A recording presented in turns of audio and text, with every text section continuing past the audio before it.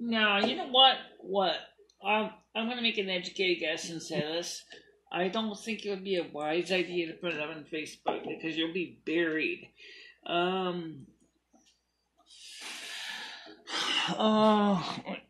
You nervous? Normally live streams don't make me nervous, but this one could become very,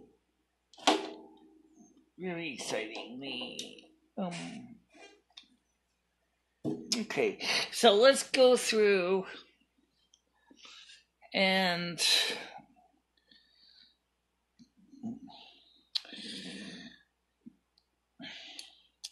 now, one of the things I need to make clear, this live stream thing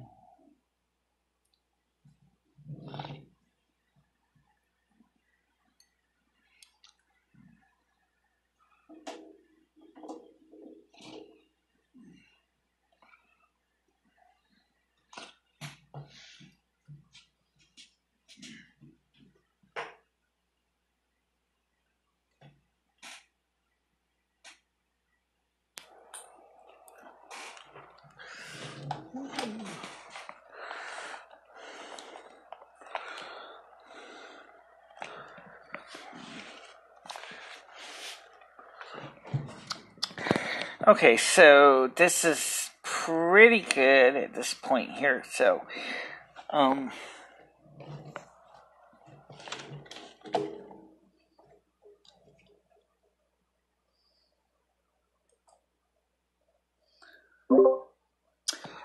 okay, guys, for the people on Snow Queen Radio, I know I'm starting a little early for you guys. Let me just explain simple rules here. Okay.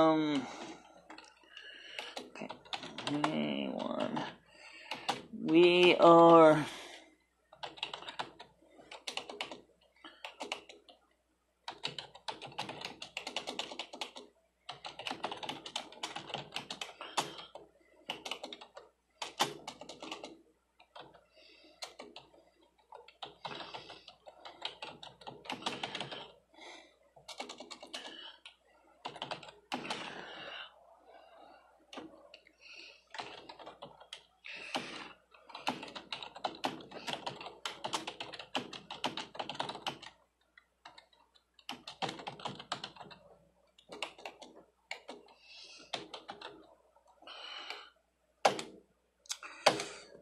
okay.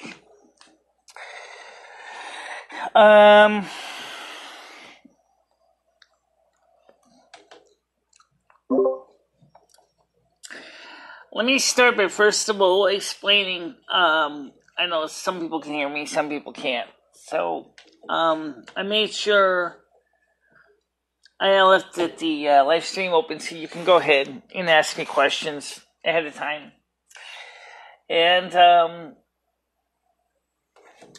And that's what we're gonna do.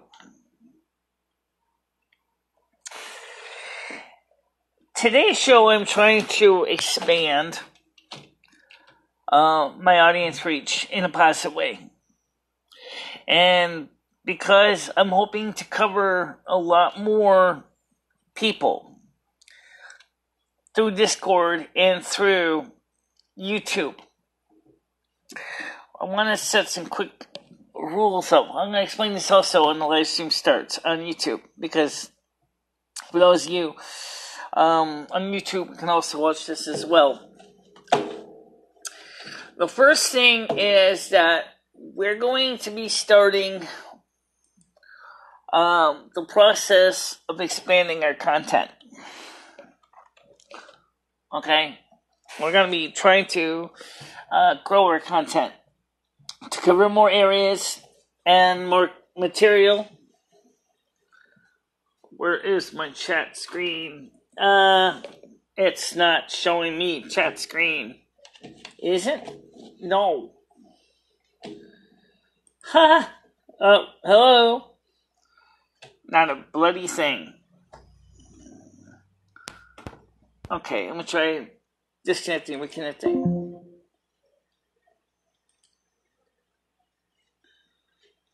Testing 1, 2, 3.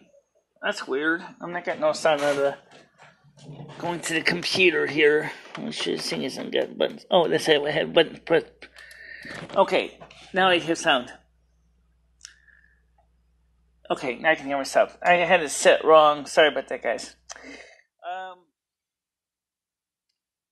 I'm checking all the switches to make sure that they're set right.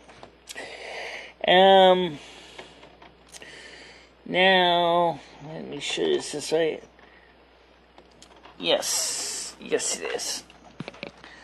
Okay, so we're going to be starting officially in less than 12 minutes on YouTube.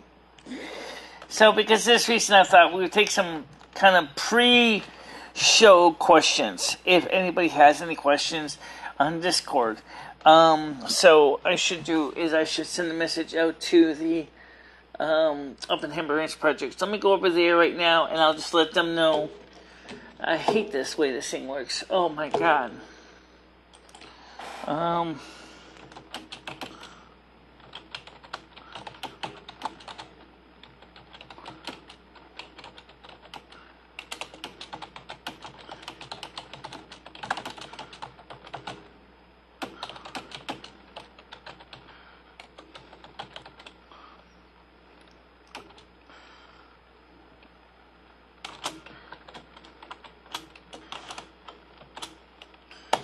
Okay.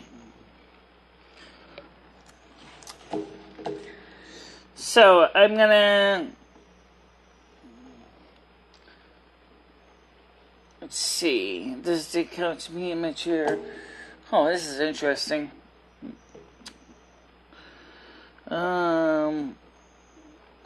So let me go back over to my channel because I don't want to get confused with everybody else's streams here. Right now, so we are starting now, and we're going to be starting in about 10 minutes with the YouTube stream. But I thought that today we would take the time to answer some of your questions on the other show, on about climate change, global warming, of course, the Oppenheimer Ranch Project. It to be one of my channels that I happen to watch a lot of his content, and I thought that it would be great to get him on the show. And so that's not the reason why we really have a 2 o'clock show, but it certainly wouldn't hurt, right? It would help because I figure we could get more people to be aware of what's going on in the world.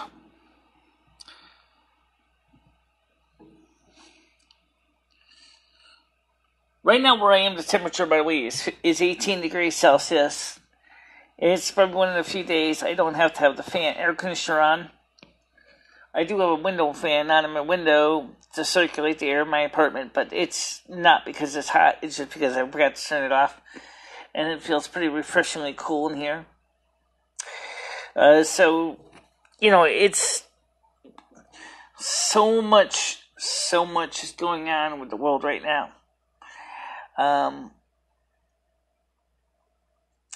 What you should do? Why don't you go ahead, and since there's no really hardcore time to start, why don't you just start the live stream on Discord, on YouTube now, and then we can go ahead and get started. Actually, according to this, we already are started. We are? Really? Yeah. I guess you must have started by mistake, huh? I guess I must have started by mistake. Oh, okay, well, if that's the case, let's see if it's live and then we'll take the questions. Right now I'm not seeing any. Let's see. Leave it to me to start my stream by accidentally bumping the button. Yeah, could have done that mistake, but that's okay. Okay, so let's see postings. Oh yes, for those of you who are watching the stream, you will notice the clicks, the postings, the bloops, the blops, the noises, everything that is going on right now. Absolutely. You will get used to it. And, absolutely.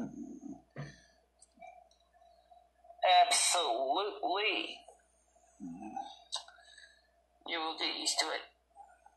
And, okay, so now, of course, you can also talk to me, as I said, through Discord. You can talk to me also through the powers to be, through the YouTube chat. You can see over here, I am reading both at the same time. Because of my bad eyesight, I have to get pretty damn close to the screen, or I have to make the text really huge. And the problem is that I can't really make the text altogether that huge because it's only a 21 or 20-inch iMac. It's from 2006, and I'm watching both the Discord chat and the YouTube chat. So here you can see the screen. How I have on the top here, I have the YouTube chat, and on the bottom here, I have the Discord chat. So obviously, if there's a lot of content going on in Discord, I'm going to have to kind of flick between the two screens, and that's how we're going to do it today, instead of the way we would normally do it on a live show. I'm also hoping, of course, that we'll have some sincere questions. One of the biggest problems that we have run into in the past of my show is a lot of content has also lost a lot of sincerity. And so, and that kind of screwed up a lot of people because, well, gee, how can we hold Michelle serious when her channel sounds like some slapstick comedy? Well, first of all, I never intended my channel to be slapstick. Part of the reason it ended up that way was because some people thought it would be more exciting. But the truth is, I am not too pleased with the... First of all, I never intended my channel to be slapstick. Part of the reason it ended up that way was because some people thought it would be more exciting. But the truth is... Okay, so you think anybody's going to join tonight? I have no idea, Lou. I really don't know. Let me go check and see if there's anybody on the Discord side of thing. On the Oppenheimer Ranch project, if anybody actually had any more questions about the live stream. Now, technically, we start in about 5 minutes on YouTube, and I accidentally pressed the start button by mistake. Well, I figured, we started it, so we might as well make the best of it. And let's see. Never forget one episode of Manly Greeley when the background noise was full of screaming toddlers. No thank you, Michelle Marie. I am barely awake as it is. I had a visitor here last night, so we slept in, and my brain is still in denial of being awake. Okay, got it. Well, of course, other people can certainly join us as well, and I do hope more people from Oppenheimer Ranch Project will join us. I would love to hear from Diamond from the Oppenheimer Ranch Project as well, but I don't know his schedule, so I don't know if he will be physically here. So, technically my show starts in about 3 minutes. Okay, so let's make sure we understand how we're going to do this from these shows. We do have a phone. We do have the ability to receive phone calls. But unfortunately, with my hearing loss, this phone has become more of a basket case of frustration. But I will check to see if it's working. Yes, it's working. Okay. Now, what we're going to do is I'd rather not use the phone today. Okay? But we do have the ability in the future. And also, because I am legally blind, this is going to be as it always is on my live show, it's always a challenge. And you need to understand that I will be doing my best to work around my eyesight limitations to make the show go well. And this is where you guys come in, okay? Each one of you on the Discord platform is welcome to join in the Snow Queen Radio and speak up. But I do ask you to do is to please, and this is important, boys and girls, I ask you to please do not try to step over everybody else's chat. Please give at least a few seconds between so that other people can speak up. What we should do is enable that push to talk feature. You think that would help? I think it would help prevent this thing from going pear-shaped. I originally was going to turn that off. Well, I think it might be best to leave it on. Leave it on. Yeah, okay, I'll do that. Okay, so where is the push to talk button? Right down there, use voice activity. Members must use push to talk on this channel if this... Now, use this with this permission of the ability to be more easily heard when...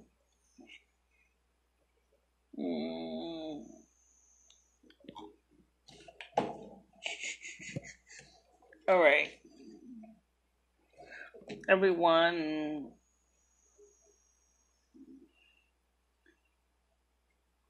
Okay.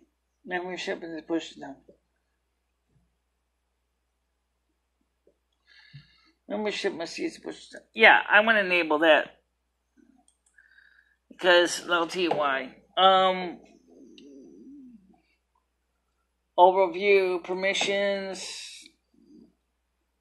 Okay. How can you add more roles to this thing? I don't think you need to worry about that right now.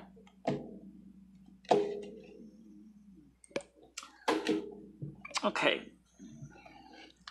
Command 0. Yep.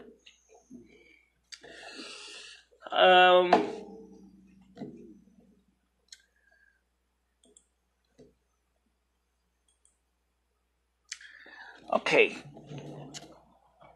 So officially we start in 1 minute. I started a little early by mistake, which is fine because you guys get a chance to ask me pre-questions, and of course no one has already asked me anything. So, barring that, let's get started. It's now 2 o'clock Eastern Time. Hello, meet everybody. It's MicheleMarieDalene. I'm the North American Snow Queen, and today is the first of hopefully many earlier live streams for Friday and Saturday at 2 p.m. Eastern Time. The original concept of this program was to reach out for those in Europe who often could not make the Sunday, Monday, or Wednesday live streams at 7 p.m. Eastern Time because of schedules and work events, and of course needing to sleep. Of course, unless you were a nocturnal person who was purposely awake at night, you probably didn't normally partake of any show that would be outside of reasonable hours to be alert and alive.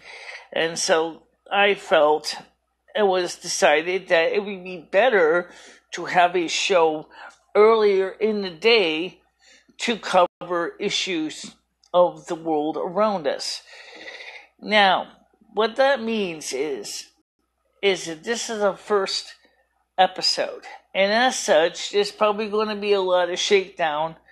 Right now, we're not doing the things that we normally do with using the fancy overlays and chat comments, because as you will notice, looking at this old ancient crafty machine in front of you, this old 2006 iMac can barely keep up with doing anything without basically losing its shorts. So I decided that to make it easier, we would make it easier for you to be a part of this show by seeing the content in a practical way. We're taking chats on Discord, and while I personally rather not do so, I am willing to consider taking phone calls on our studio phone line.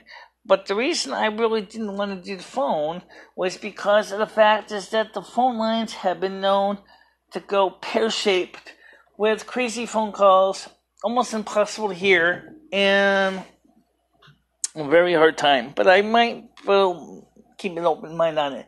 So let me give you first the phone number. Let me see, phone is on, and let me just type this in the chat here. Which one? Both of them? I think they can see this one. Our studio line is 860-738-463 in the Winsted, Connecticut, USA area. Okay, so we're going to be taking phone calls. 860-738-8463. Again, that's 860-738-8463. Now, unfortunately, this is not going to be when the rates are low, at least in the United States. But if you're using Google Hangouts, you can make a phone call within the continental United States to that number, and it will not go against your dialing quota because it is free within the United States. If you're calling from outside of the United States, I understand that's why we have the Discord chat, is so that you can actually ask questions outside of the continental United States as well. First piece of information is about what's going on with some political stuff. I'm going to keep this short because the people on the Oppenheimer Ranch project said that they don't want to go into much into politics. Understandable. Well, first thing is Alex Jones, due to his stupidity and bad behaviors, has totally screwed himself. This is because of his own stupidity of going after Darcy from CNN, after Mark Rubio, Senator Mark Rubio, and then when he got into the limousine, starting to yell at Jack Dorsey from Twitter. Because of his toxic masculinity, it was decided to throw Alex Jones off of Twitter. In other words, because of his own transgressions and stupidity, he's basically, his stick a fork in him, he is done. I don't know how in the heaven's name Alex Jones is going to be able to straighten out a mess that was caused by his own actions.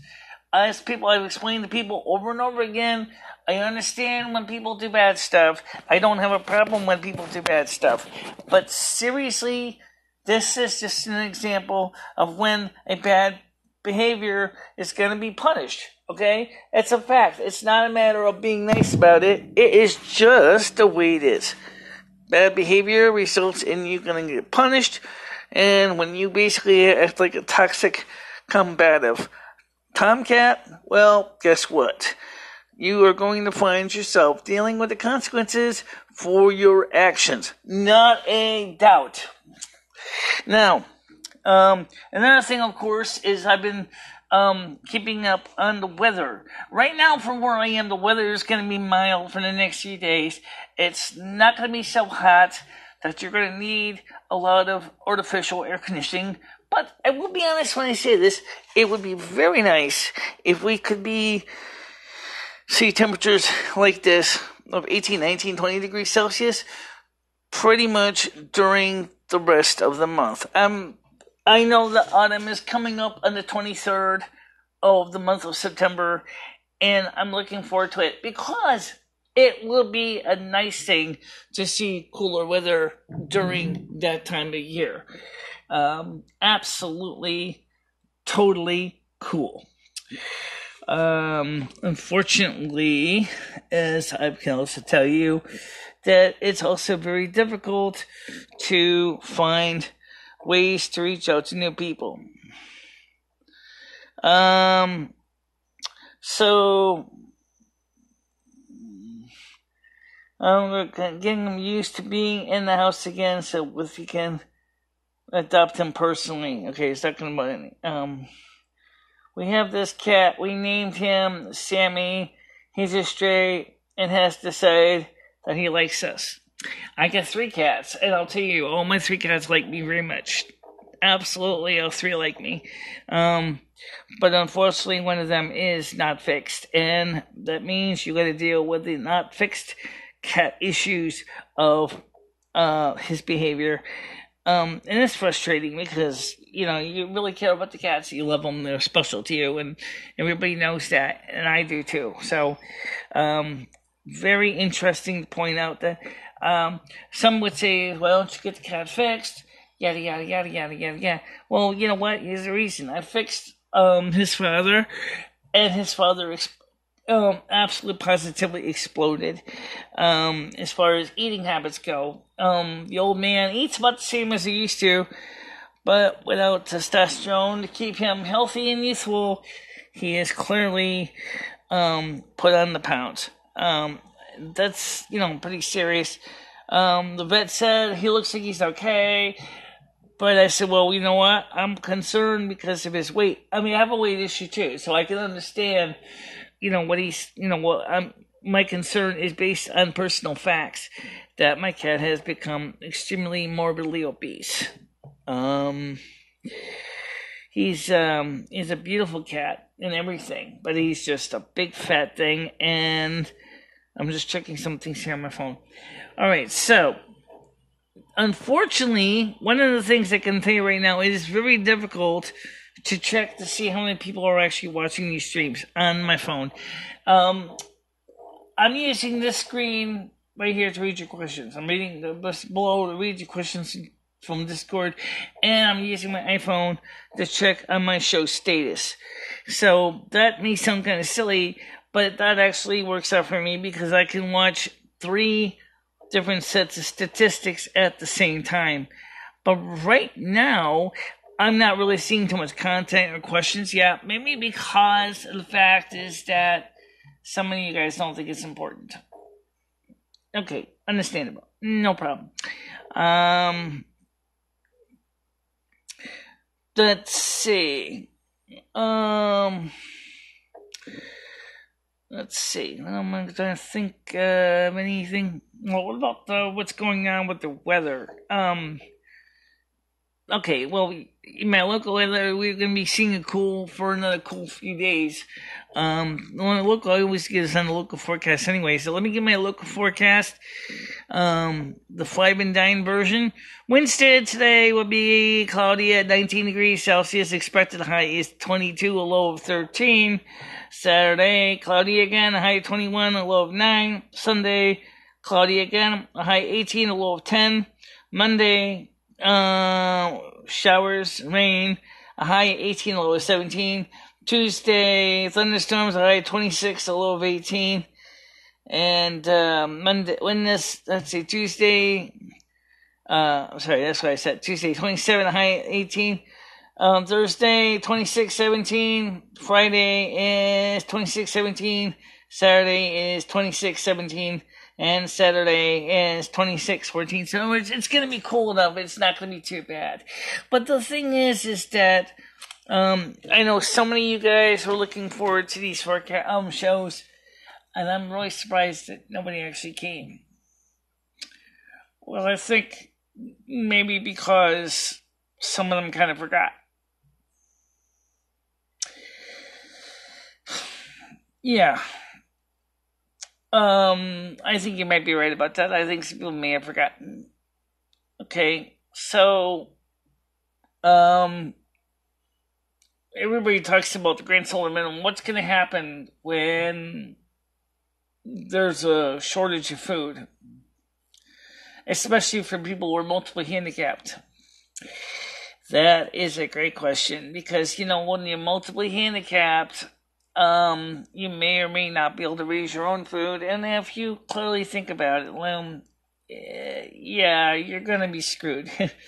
If you happen to live in the urban environment, you're really screwed, because there may not be a big enough area to grow a garden. So, some would say what about indoor gardening? That could be done, but the biggest problem is that one of the things a garden needs is light, fresh air. Of course, with vertical farming and hydroponics, we can get around some of these issues, but is it really going to be good enough to change the world? No, I don't think so. It's really, really hard to get people to understand that everything that we do in the world today is going to involve keeping up what's going on. So what do you think? You think that vertical farming may be a solution to solve the space crunch? With the number of hailstorms, cold weather snaps, and several other events that have been occurring, I would say that it is very likely that if things don't change, that people are going to have a hard time adapting. Let's see. Full speed ahead, Captain. Funny you should mention wormholes. Just 15 minutes to go, and then I'm out here at work. Now, actually, it's funny, because I'm actually looking at these people are not actually listening to my show, as far as I know. But then again, they may be. Let's see. So I'm looking at this on the Oppenheimer Range Project. Oh, just go here. Let's see. Okay. Let's see. Natural, homemade, handmade soap. I'm still working on the vertical gardening. It's funny that they said I'm going to be discussing vertical gardening this when I was covering it. So yeah, it seems like there's like a slight overlap. So there's only 2 people watching this right now. And the sad truth is, I absolutely, positively hate when I sit here and I have to basically do nothing. So let's take a look at some news here. I know you guys are saying the Oppenheimer Ranch Project. Shit, I didn't want to watch news. Well, we gotta fill the blanks in, something. We need something, the material. So let's go through and take a look at this. Let's see. Doug Schoen, Booker's comedy of errors fails at Kavanaugh hearing. It sounds like an opinion editorial piece. At Kavanaugh hearing, Cory Booker tries but fails to violate a Senate rule in a comedy of errors. The craziness of the Senate Judicial Committee hearing on Judge Brett Kavanaugh's Superior Court nomination got even crazier Thursday when Senator Cory Booker, Democrat of New Jersey, dramatically announced before the TV cameras that he was releasing what he said was confidential email from Kavanaugh in violation of Senate rules. Booker said he knowingly violated Senate rules in an act of civil disobedience. And we got a phone call. Let's take the call. Go ahead, call, you're on the air. He knowingly violated Senate rules in an act of civil disobedience. And we got a phone call. Let's take the call. Go ahead, call, you're on the air. He knowingly violated Senate rules in an act of civil disobedience. So it begins. Yeah, so it begins. Absolutely. So it begins. What's that begins, you say? Well, here's the deal. We always get a couple crazy nuts on the other end of the phone. That's why Michelle doesn't usually deal with it. Okay, so anyway, let's give you a quick 411. Basically, Cory Booker thought he was going to be doing a civil act of disobedience, but it turns out that the information that he was releasing was not in violation at all. Wow. How good can you get? Go ahead, call you on the air. Was not in violation at all. Wow. How... Oh, somebody can hear you pretty good.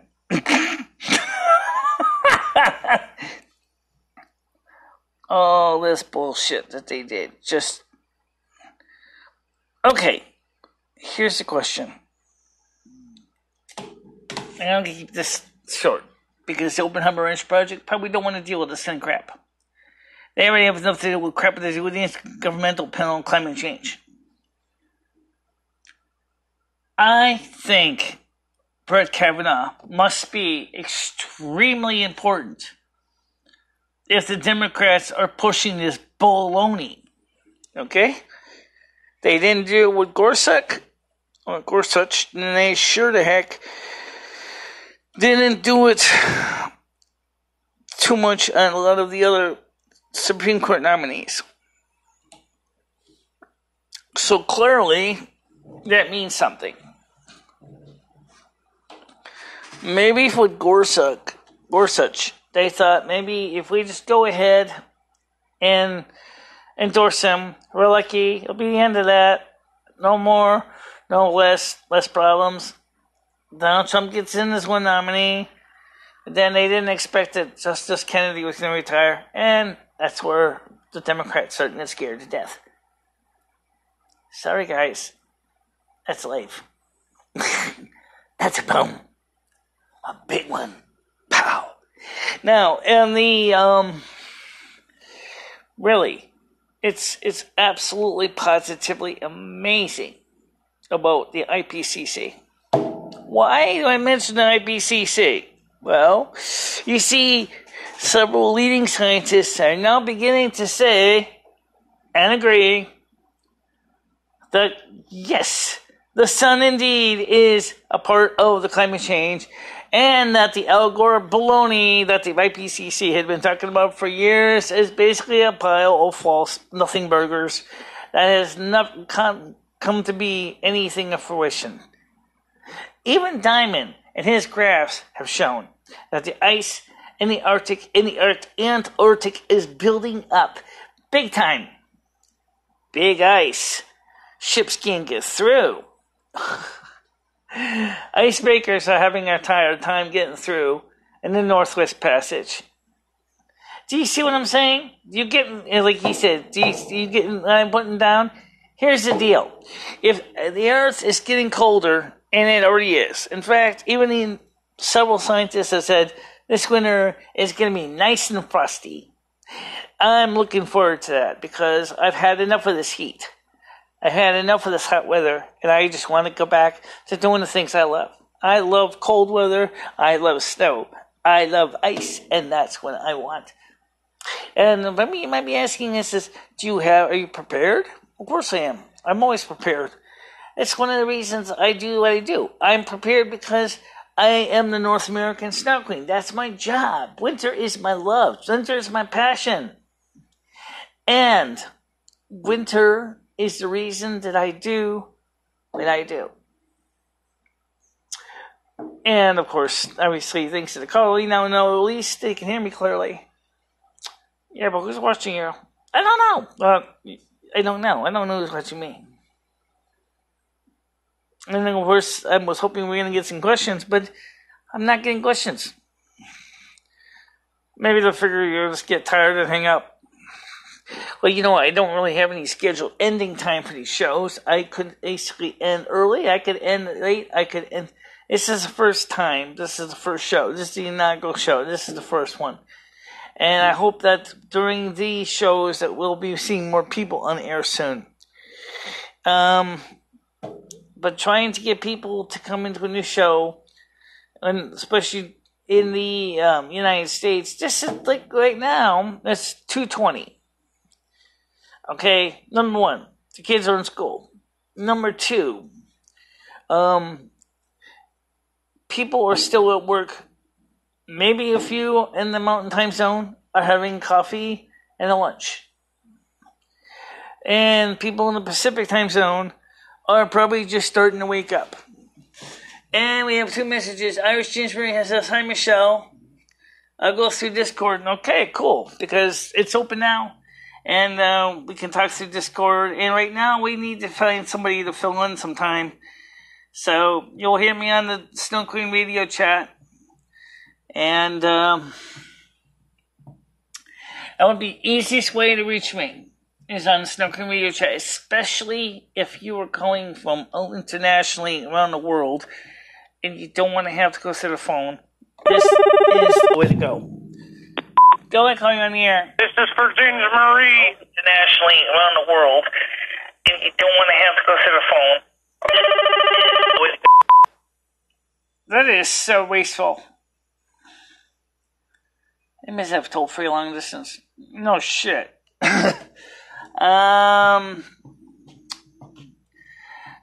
So the first thing is we have to find something to discuss for at least an hour. I really want to try to make this a 2-hour show, but I want to have quality conversation. And right now, that's not the case. There's no one here. There's nobody here.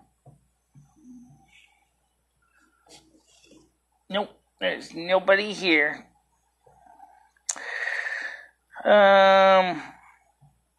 Oh yes, Burt Reynolds passed away at 82 years old yesterday. I forgot to bring that up. Yes, he died last night. And I feel really bad for his family. I don't know exactly why he died. He supposedly in a 911 phone call said he was having trouble breathing. So that's all I can really tell you right now. And let's see. Well, let's see. Let's see if I can try to type the Irish Ginger Marie so she can at least feel like I'm not trying to ignore her. Come on, you stupid cursor. It's already in there. Is it? Yep.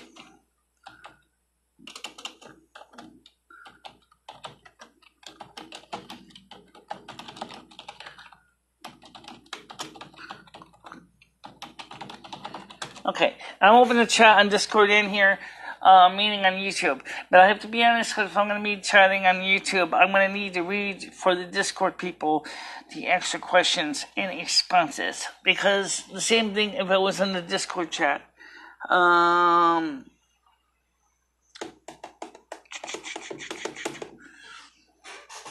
First of all, what in the heaven's name do some people have a hard time chatting on here?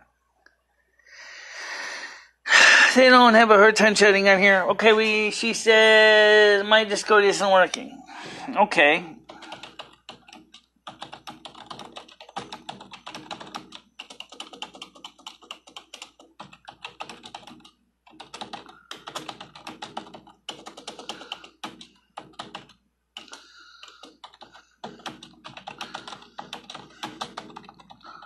Are you getting on Discord?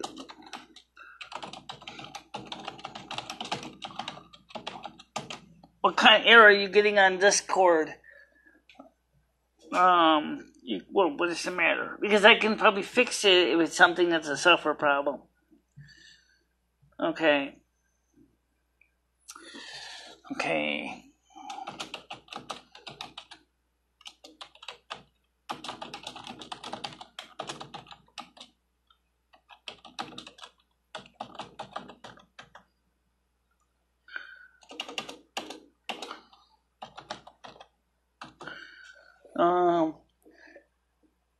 Okay.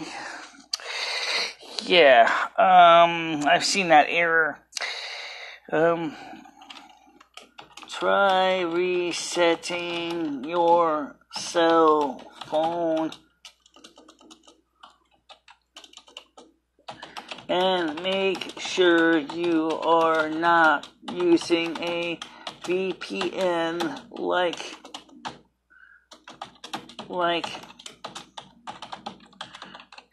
it's ironic because Tunnel Bear is one of the sponsors, but it turns out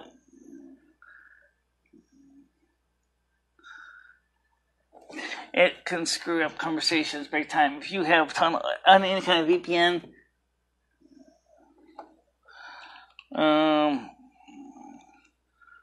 Oh. Try shutting off phone and restart phone.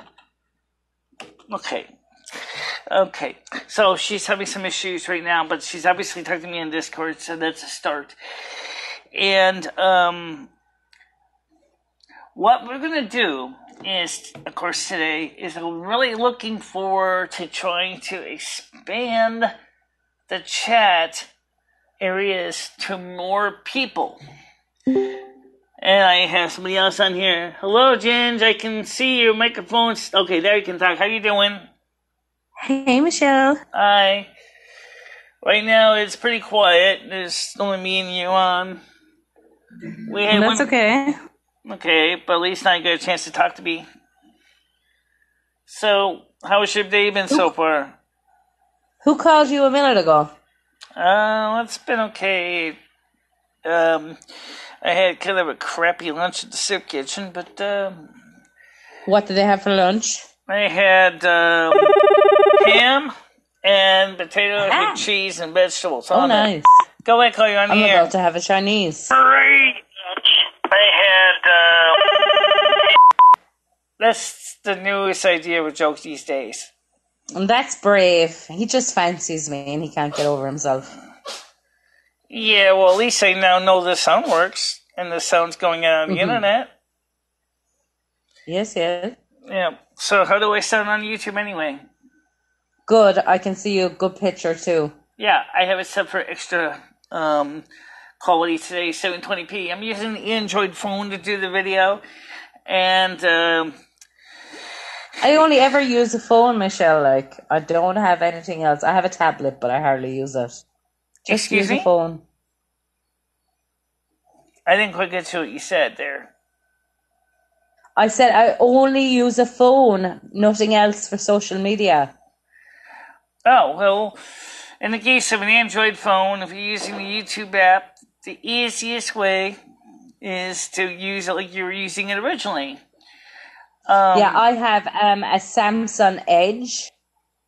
Well, you start out with what you got, and then you work your way up. And here's a hint. You see how my screen is in standard landscape mode? So we gotta turn your phone sideways. You always do it in portrait, seems like, which is okay. But really, ideally, you should be in landscape mode. So. Oh, yeah. For me doing live streams, I'm not doing live streams anymore. Hey, I know. You told me. Yeah, I don't need that. I'm known in my own community. I don't need to have... Now, since I got your least attention, can you tell me how many people were actually watching my show? Because I can't easily tell. It says 3 my end. Let me load it again and let me see. Let's see. 3. 3 people. Me, you, and Brave. Okay. And right now I'm hoping that some people from the Oppenheimer Ranch Project would join us too, but obviously they're not quite interested. I guess that's not surprising.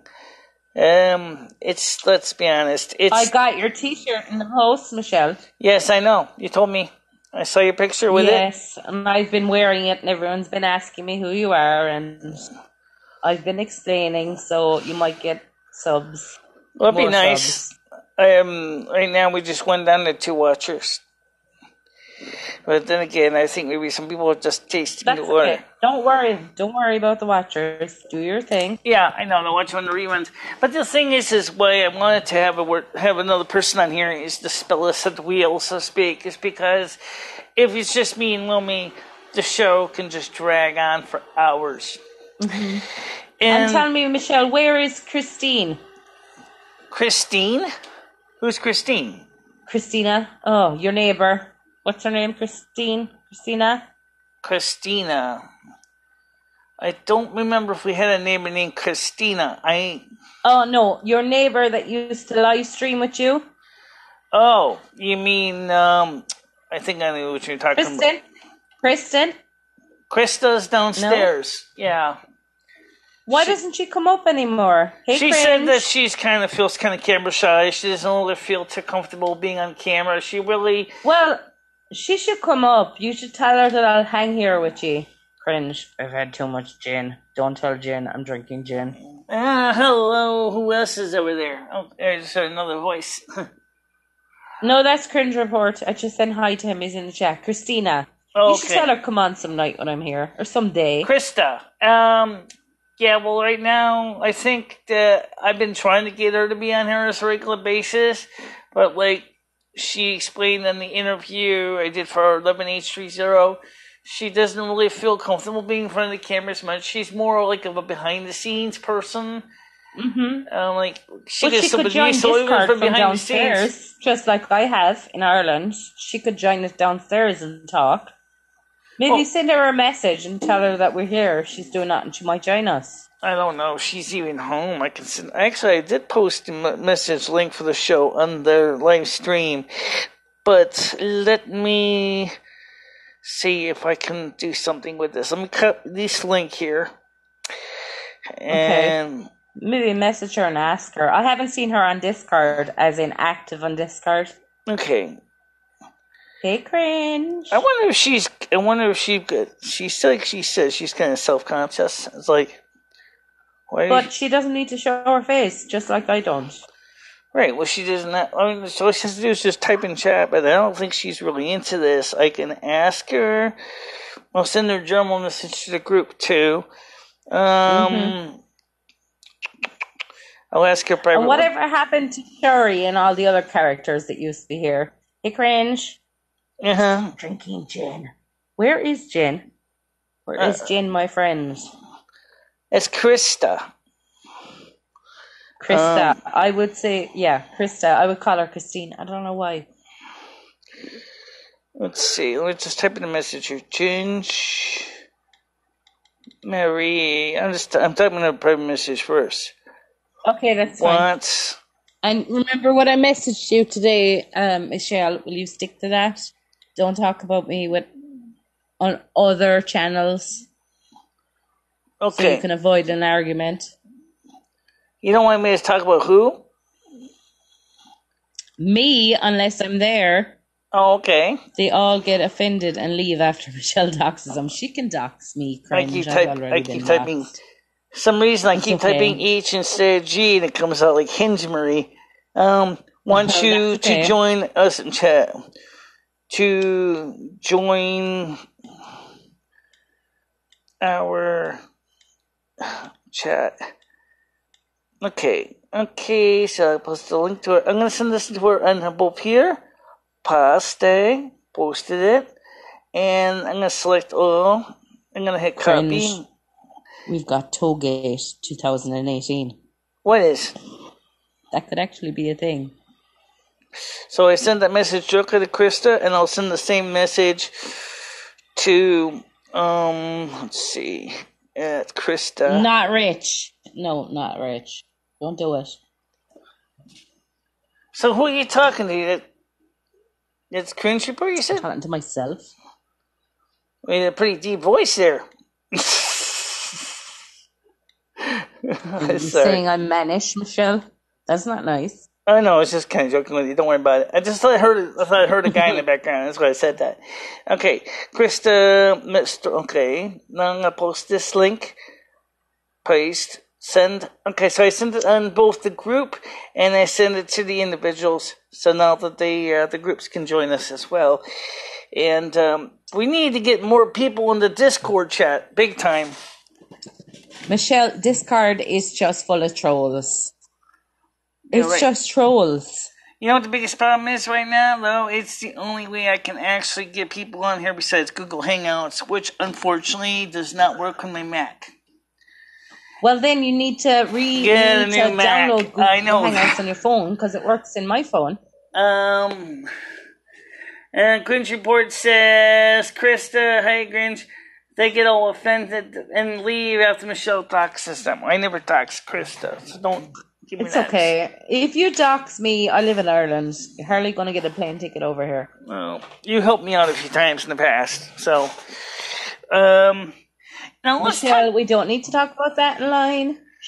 All right, well, let's talk about something that we started talking about a couple of Sundays ago. Can we kind of continue what we're discussing with that about what's going on with the media and the way things are going with today's kids? Okay. And mental health. Of course. I wanted to explain to some of my audience that what's going on is in this day and age, with the depravity that's going on, is you got a bunch of crazy people running around doing stupid stuff. And part of the reason some of them are doing the stupid stuff is because the mental health system has failed them. All over the world. That's in every country, Michelle. But what I think is because of social media and because of access to the internet, people become desensitized. Oh, yes. From murder, killings, depraved sex. They just become desensitized to everything. Then you have young children that grow up and they hang out in Pornhub or whatever, and they take that ideology on into a relationship and think life should be like that, but it's not and never will be. Well, I think it's fantasy. It's fantasy. Crossing the barrier between reality and fantasy. I think social media is the problem behind that. I think social media certainly doesn't help because look at how much these got this thing called the suicide game. And I keep reading about this. Here's the thing I find stupid. These kids think unless they do these actions, this character called Moma or Momo is going to curse them. When the truth is that the character is a fictitious animated figure. It's not a real character or real person. And second of all, do you remember 10, 15, 20 years ago, it was, you would say Bloody Mary, Bloody Mary, Bloody Mary 3 times in the mirror and Candyman would appear to you? No, but it's just shifting from one generation to the next. Yeah, but how many people of my generation went ahead and committed suicide because of the fear of some strange character is going to curse me? You see what I'm saying? It is absolutely like these kids. I don't understand. These kids think that everything they hear on the internet is real. Yes. And I do agree. Because children nowadays are so young and they have access to social media, which they shouldn't have. Back in my day, 15 years ago, 20 years ago, we had dial-up internet and you had to beg your parents to get in line and they gave you a time limit, 20, 30 minutes. 20 years ago, I didn't even have internet. I had dial-up internet at my parents' house. No, I just started getting dial-up internet in 1998, but using Windows 3.1. But the problem is it was, like you said, it was dial-up. Most of the things I was doing was using dial-up bulletin boards. I used to be in chat rooms at that age when I was a teenager. Okay, chat rooms and bulletin boards, I've been on those too. An internet relay chat, IRC. I still have an account on FNet and Undernet, by the way. Yes, but social media takes over, so people become recluses and they stay inside, Michelle, and they don't socialize with normal people. So I do it myself. Because I have anxiety and depression, I spend all my time online and I make friends with lots of people, male and female. Right, and also several rather than a real person. Right, and several statistics have said that the problem with the social media is that it makes you more depressed.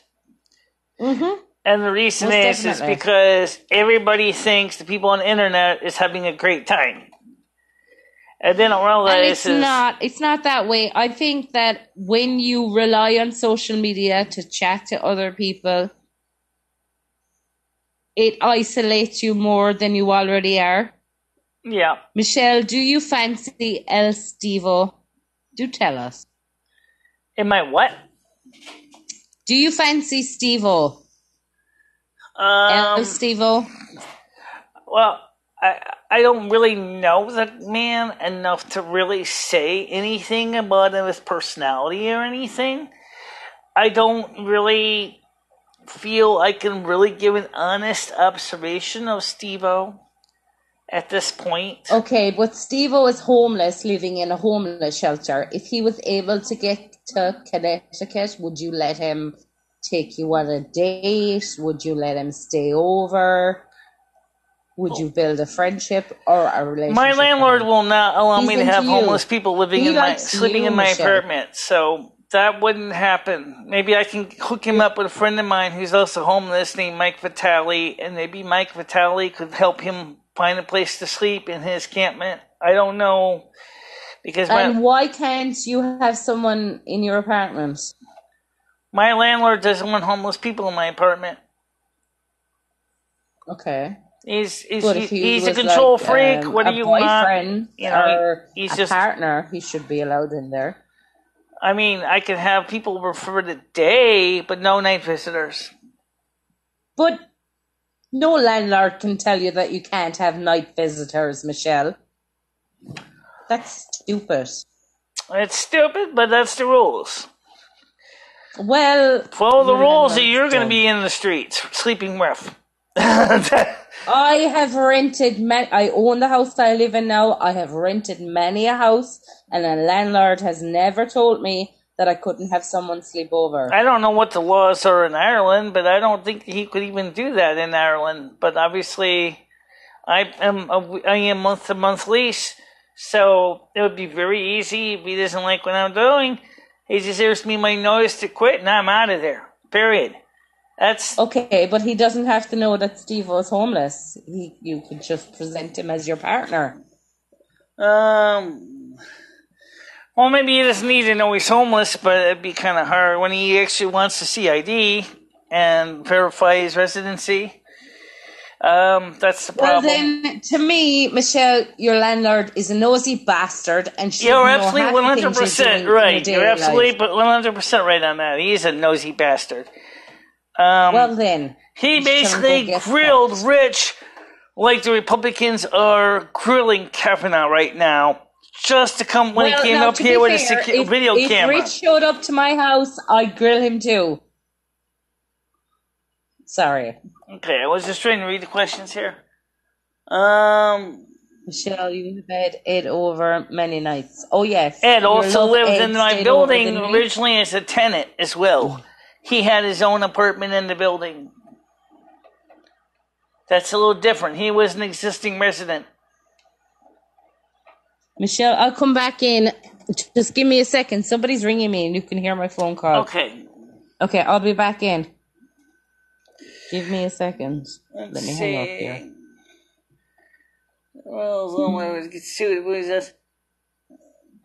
Well, Connecticut law is kind of crazy. I will just say that much. That's one of the reasons why deep down I really want to see this channel really seriously take off.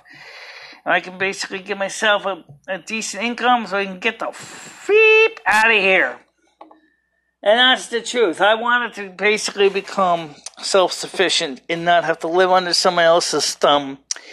And I think that's a reasonable thing. Except, of course, when you look at the reality is when you are legally blind and partially deaf, if you want to live out on your own property independently, is that transportation is going to be a real pain in the ass. Yes, he has been. And every time a landlord showed up, my dad told he had to go hide in the closet. And no, I hate to say it, Miss Hannigan, they do not love it.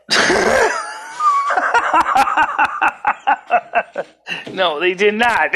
No, we do not love it. Absolutely, I did not love it.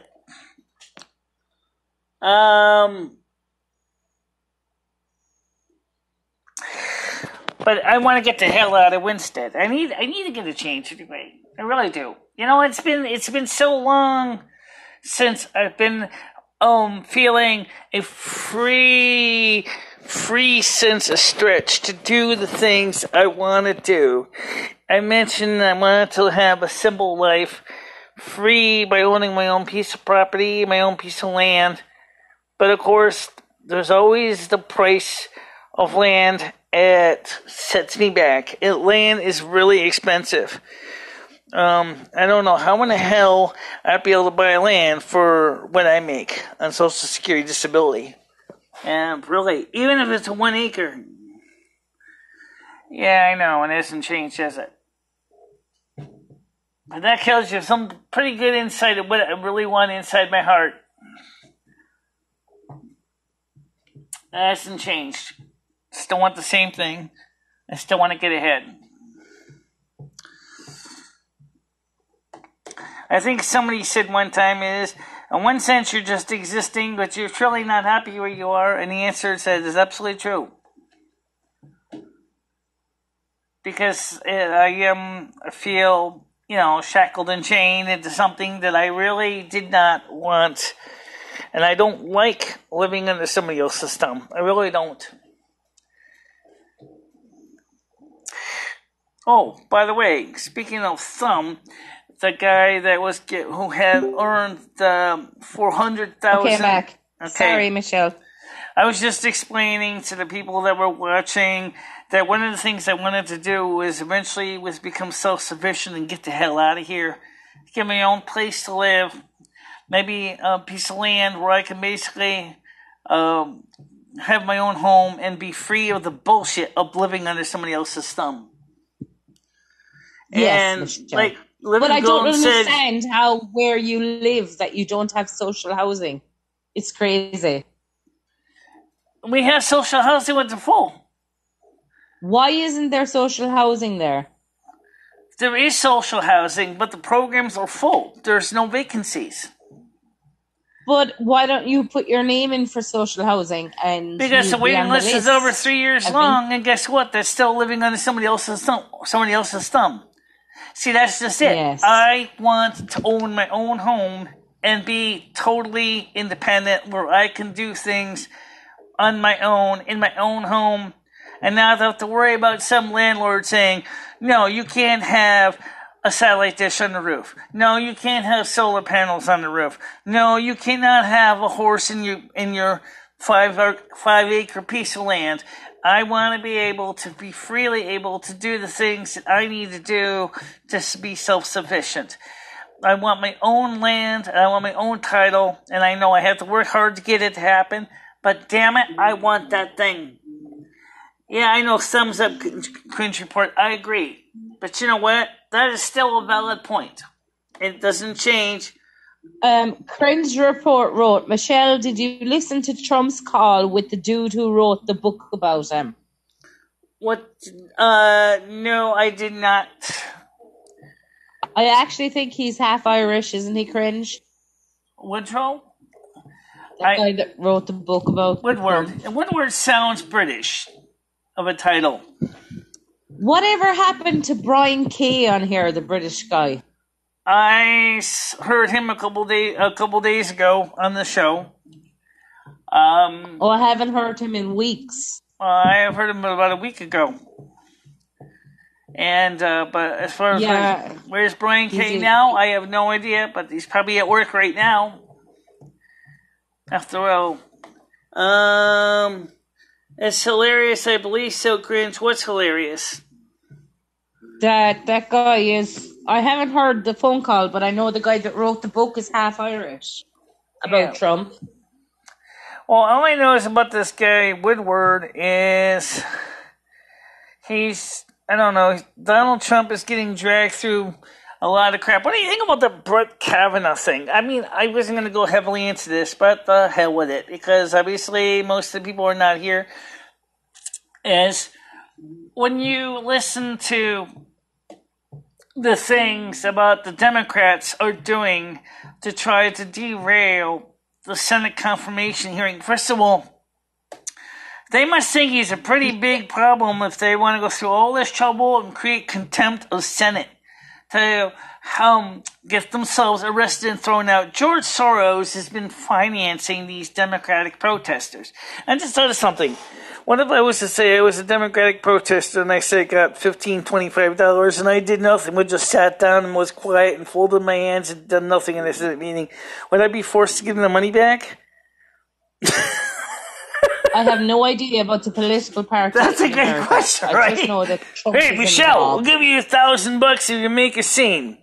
Okay. And then time comes. Hey, lady, you didn't do anything. You just sat there with your hands folded on your lap. Well, I made a scene. I showed up.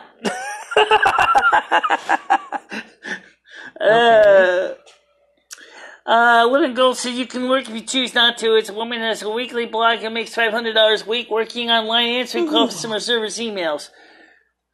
Sure. That's what I kind of do now with the live stream. But right now, have you seen anyone actually even offer me $500 a year? No. Michelle, it's very hard to make money out of social media. Oh, I know it is. What I mean is like saying about online with emails is, you have to really know your product. First of all, it's a very competitive industry. In that epic application, Living Golden, it is very hard to make money that way because you have to know your product in and out. But Slip brings up a very related question. Let's get back to what we were talking about, the depression thing. Do you think that social media has helped those with handicaps to be more integrated into society, or do you think in some ways it may have made the situation worse? I think that social media is a danger to everybody across humanity. I do think so. I think it makes people antisocial. I think that it makes people, not want to go out into society. I know myself, I rely on social media a lot more than I would with social friends. And like you said, it also desensitizes them. It makes them act like flaming assholes. But that's all the false flags and everything fall under that. Everyone is desensitized to everything across the board. I mean, I'm worried about the next generation after me growing up in this society. Okay. What do you suspect? Okay, now I want to bring this in with the mental health industry because I think this is also related to this. Do you think that in the United States now, I know you're not American, you don't live in USA, there was a push in the 1980s to shut down the mental asylums in this country, thinking that the use of the psychotropic drugs such as antipsychotics, hyperactivity drugs to control things such as ADHD, schizophrenia, paranoia. But it seems like nobody seemed to be talking about therapy so much. I'm wondering if two things are happening at one time. One, the people are becoming so over-medicated that they've gone crazy. Or two, because of the lack of psychotherapy, in addition to the use of these drugs, if the people haven't really been carefully found ways to work around their debilitating issues. And I understand mental health because I have seasonal affective depression, reverse affective seasonal depression, which means I get sad in the summer. And one of the things that several doctors have said is keep active. It's the most important thing you can do. And also, of course, is if you can get into therapy to help resolve the issues. I did that. And in the short time, me and my therapist have already kind of agreed that I'm doing pretty good at this point, that we're not going to be keeping the therapy much longer for maybe 2 more months, and then we're done. But do you think some people are using the social media as a therapist? No. Because there are some people on YouTube, on Facebook. You need therapy. You need to sit face to face with a counselor of some sort.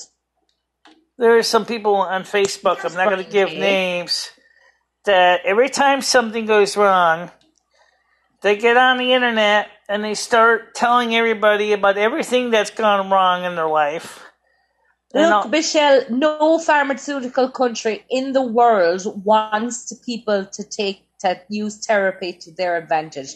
They want to push drugs because it makes money in every country across the board. It makes money, absolutely true. Antidepressants. They want to fill people with antipsychotics. They want to fill people with Valium. They want to dumb people down, and they don't want them to get to the objective of their problem. It's just like Dr. Peter Bergen has said when he points out is that these medications are poisons to the brain. Mm-hmm. And the brain, realizing it's poisons, will retaliate against the drugs, and this will start causing people to get even worse to the point that they're taking more drugs and getting no benefit from it. Yes. And he says, I am a board-certified psychiatrist. He says, I do not use medications with my patients. Because he said, I have found as a board-certified psychiatrist that giving people psychotic or antipsychotic drugs makes the problem. But Michelle, the psychiatrists work with the pharmaceutical companies.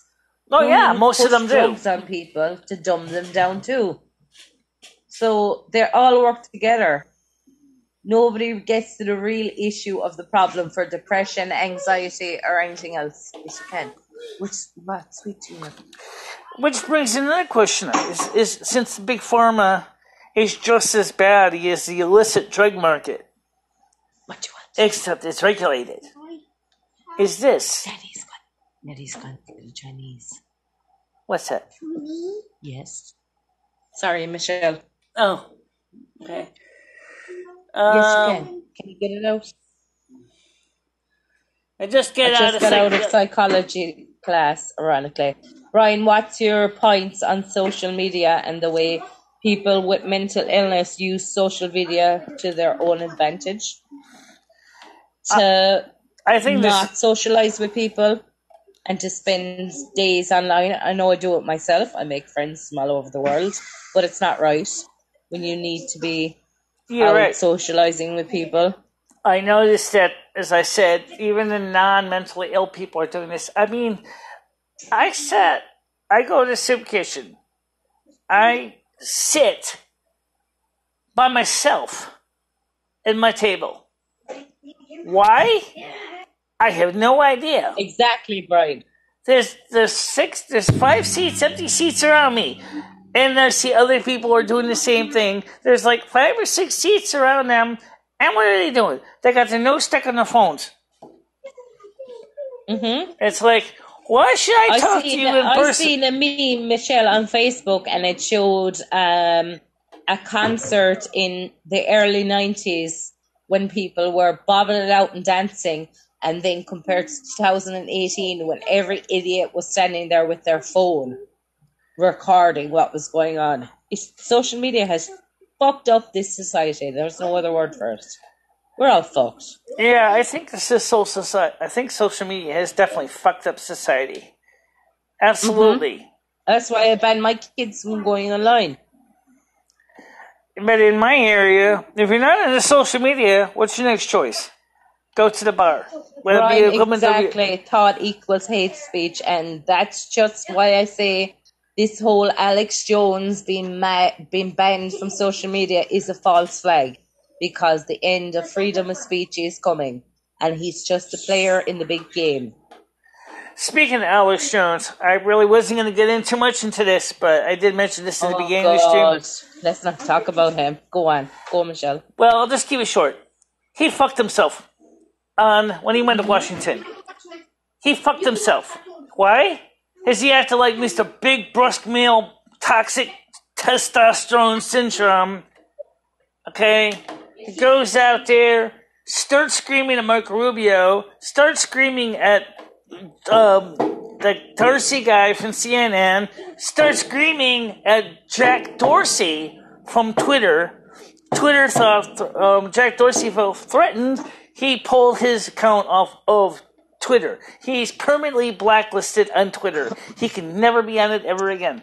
All because he shut his mouth off. If Alex Jones was really for the freedom of speech and he was really for the underdogs of society to do his speeches that he does every night, he wouldn't endorse his vitamins. He wouldn't endorse people having to give him money. He would do it from off his own back. But no, he's building a reputation for himself. Pornhub banned him. Like he was ever going to be in Pornhub in the first place. Yes. And he's an angry individual, and he shows it every time he goes into a rant. And now we all know why he's angry is because he's into trannies. And he's a married man with kids. Yeah, but what I'm trying to say is there's a way to approach the problem and not potentially to the point where you can get yourself thrown out of the Senate building. He didn't use that and say... Well, he wants a show, Michelle. He's all about the show. It's all about the show. That's what I think, and I followed him for years and years. I listened to that Senate meeting. 2.5 hours of it that NBC played. And that Jack Dorsey and a woman from Facebook kept basically saying things like, we're not banning conservative voices. We believe in free speech. Wrong. Why are you saying that kind of bullshit lie? Hypocrites. I know better. I was listening to it.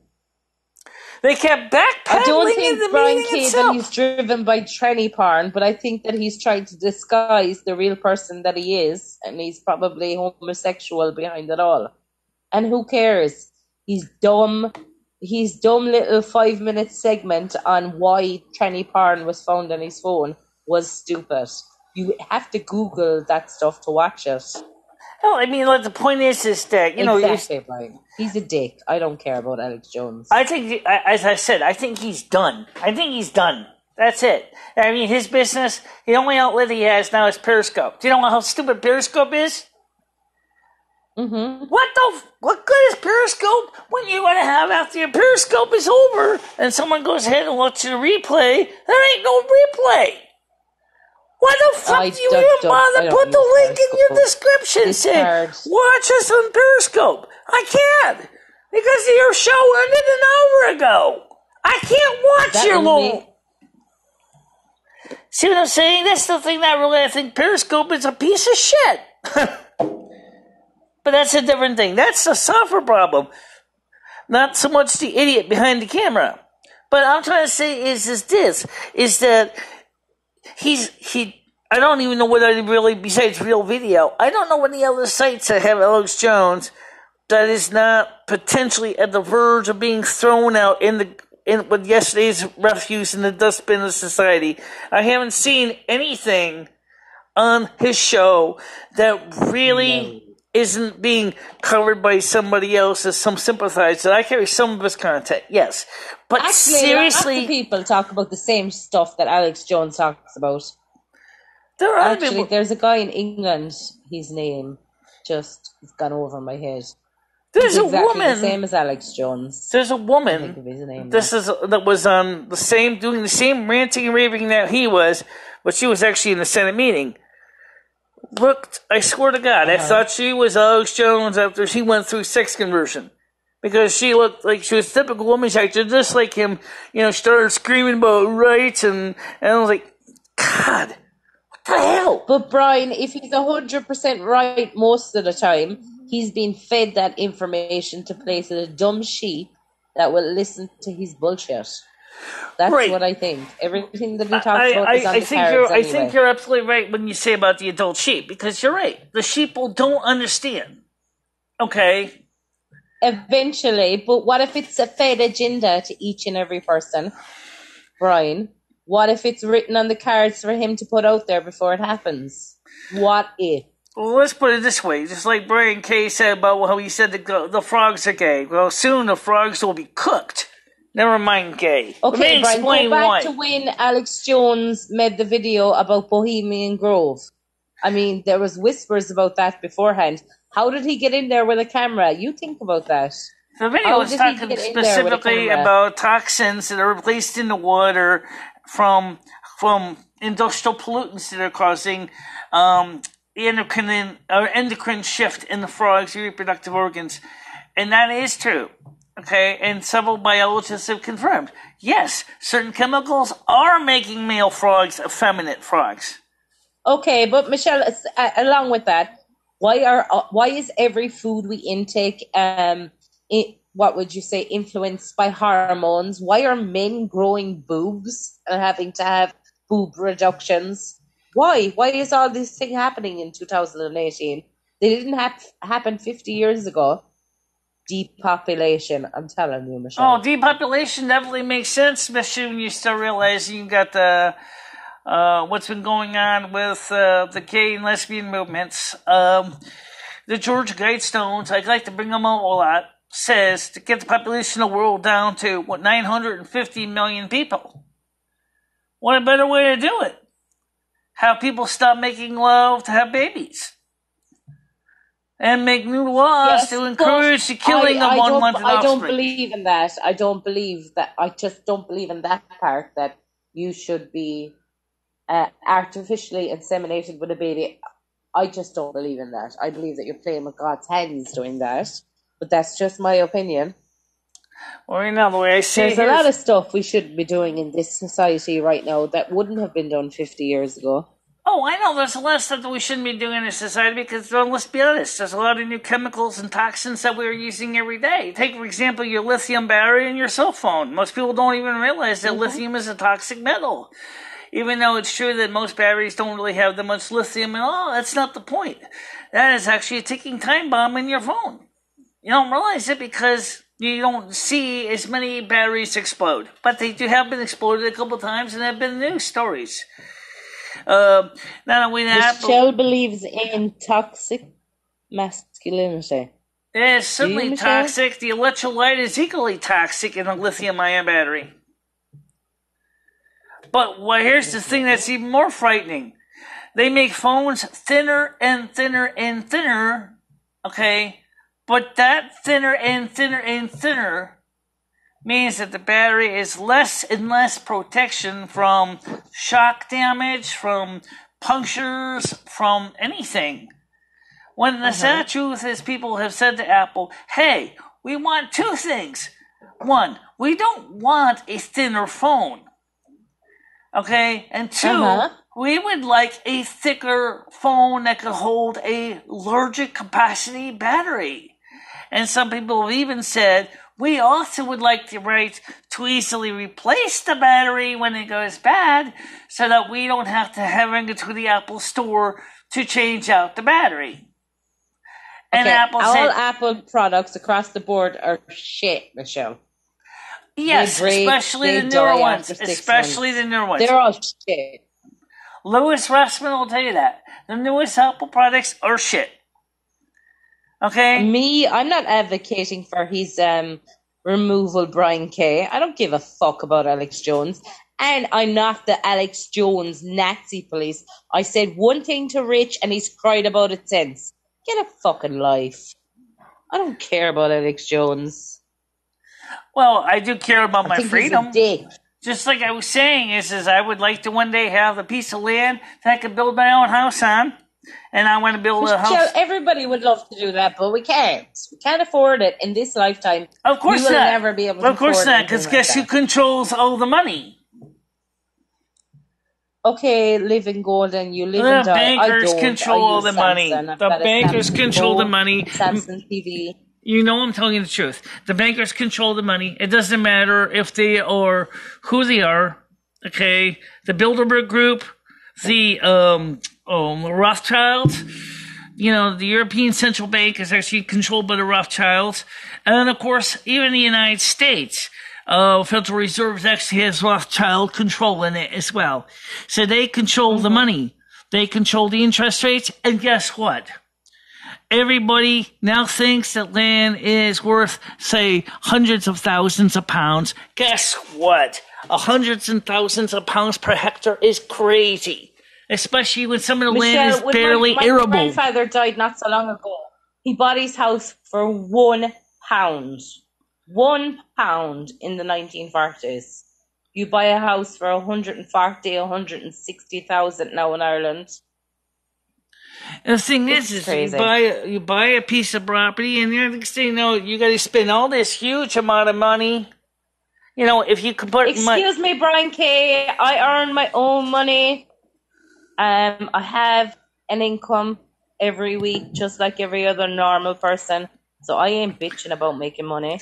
And don't forget, Brian K. We may live in the most prosperous area, but you know what? Did you ever realize that the money is not distributed equally? The rich still controls the large sums of the money. I think that's my phone ringing. No, wasn't. The rich still control large sums of the money. You know that, right? They control the large poor's share of the money. Tight.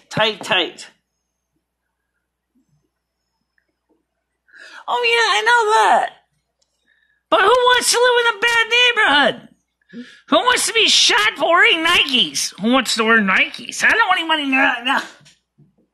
Yes, the phone's on. This phone's been on the whole time. So, yes, you can call in. Okay. You going to call back in, Marie, or are you going to stay on chat?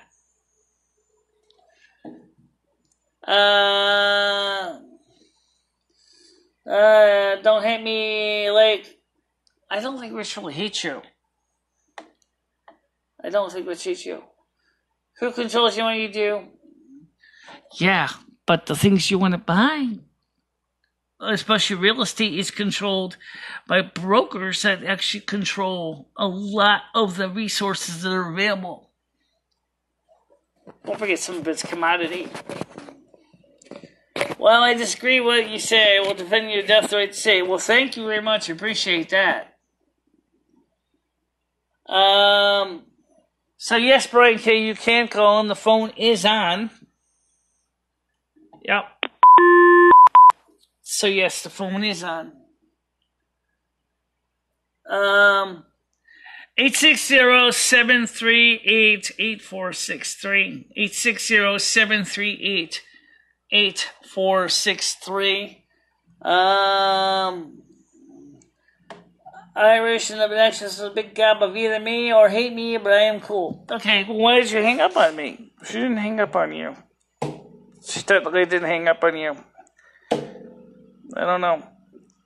Is she gonna come back on? I don't know. 860-738-8463.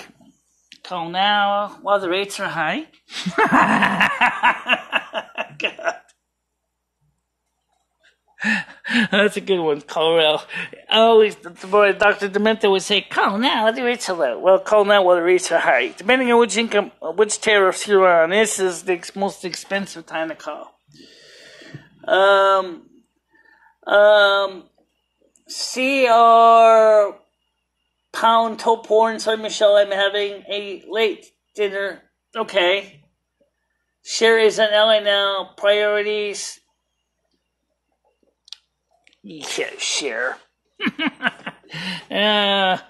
Another situation. Share. Oh my God. Did you ever hear what she had to say? Okay. Share. Krista says, not home right now, maybe next time. Okay. So.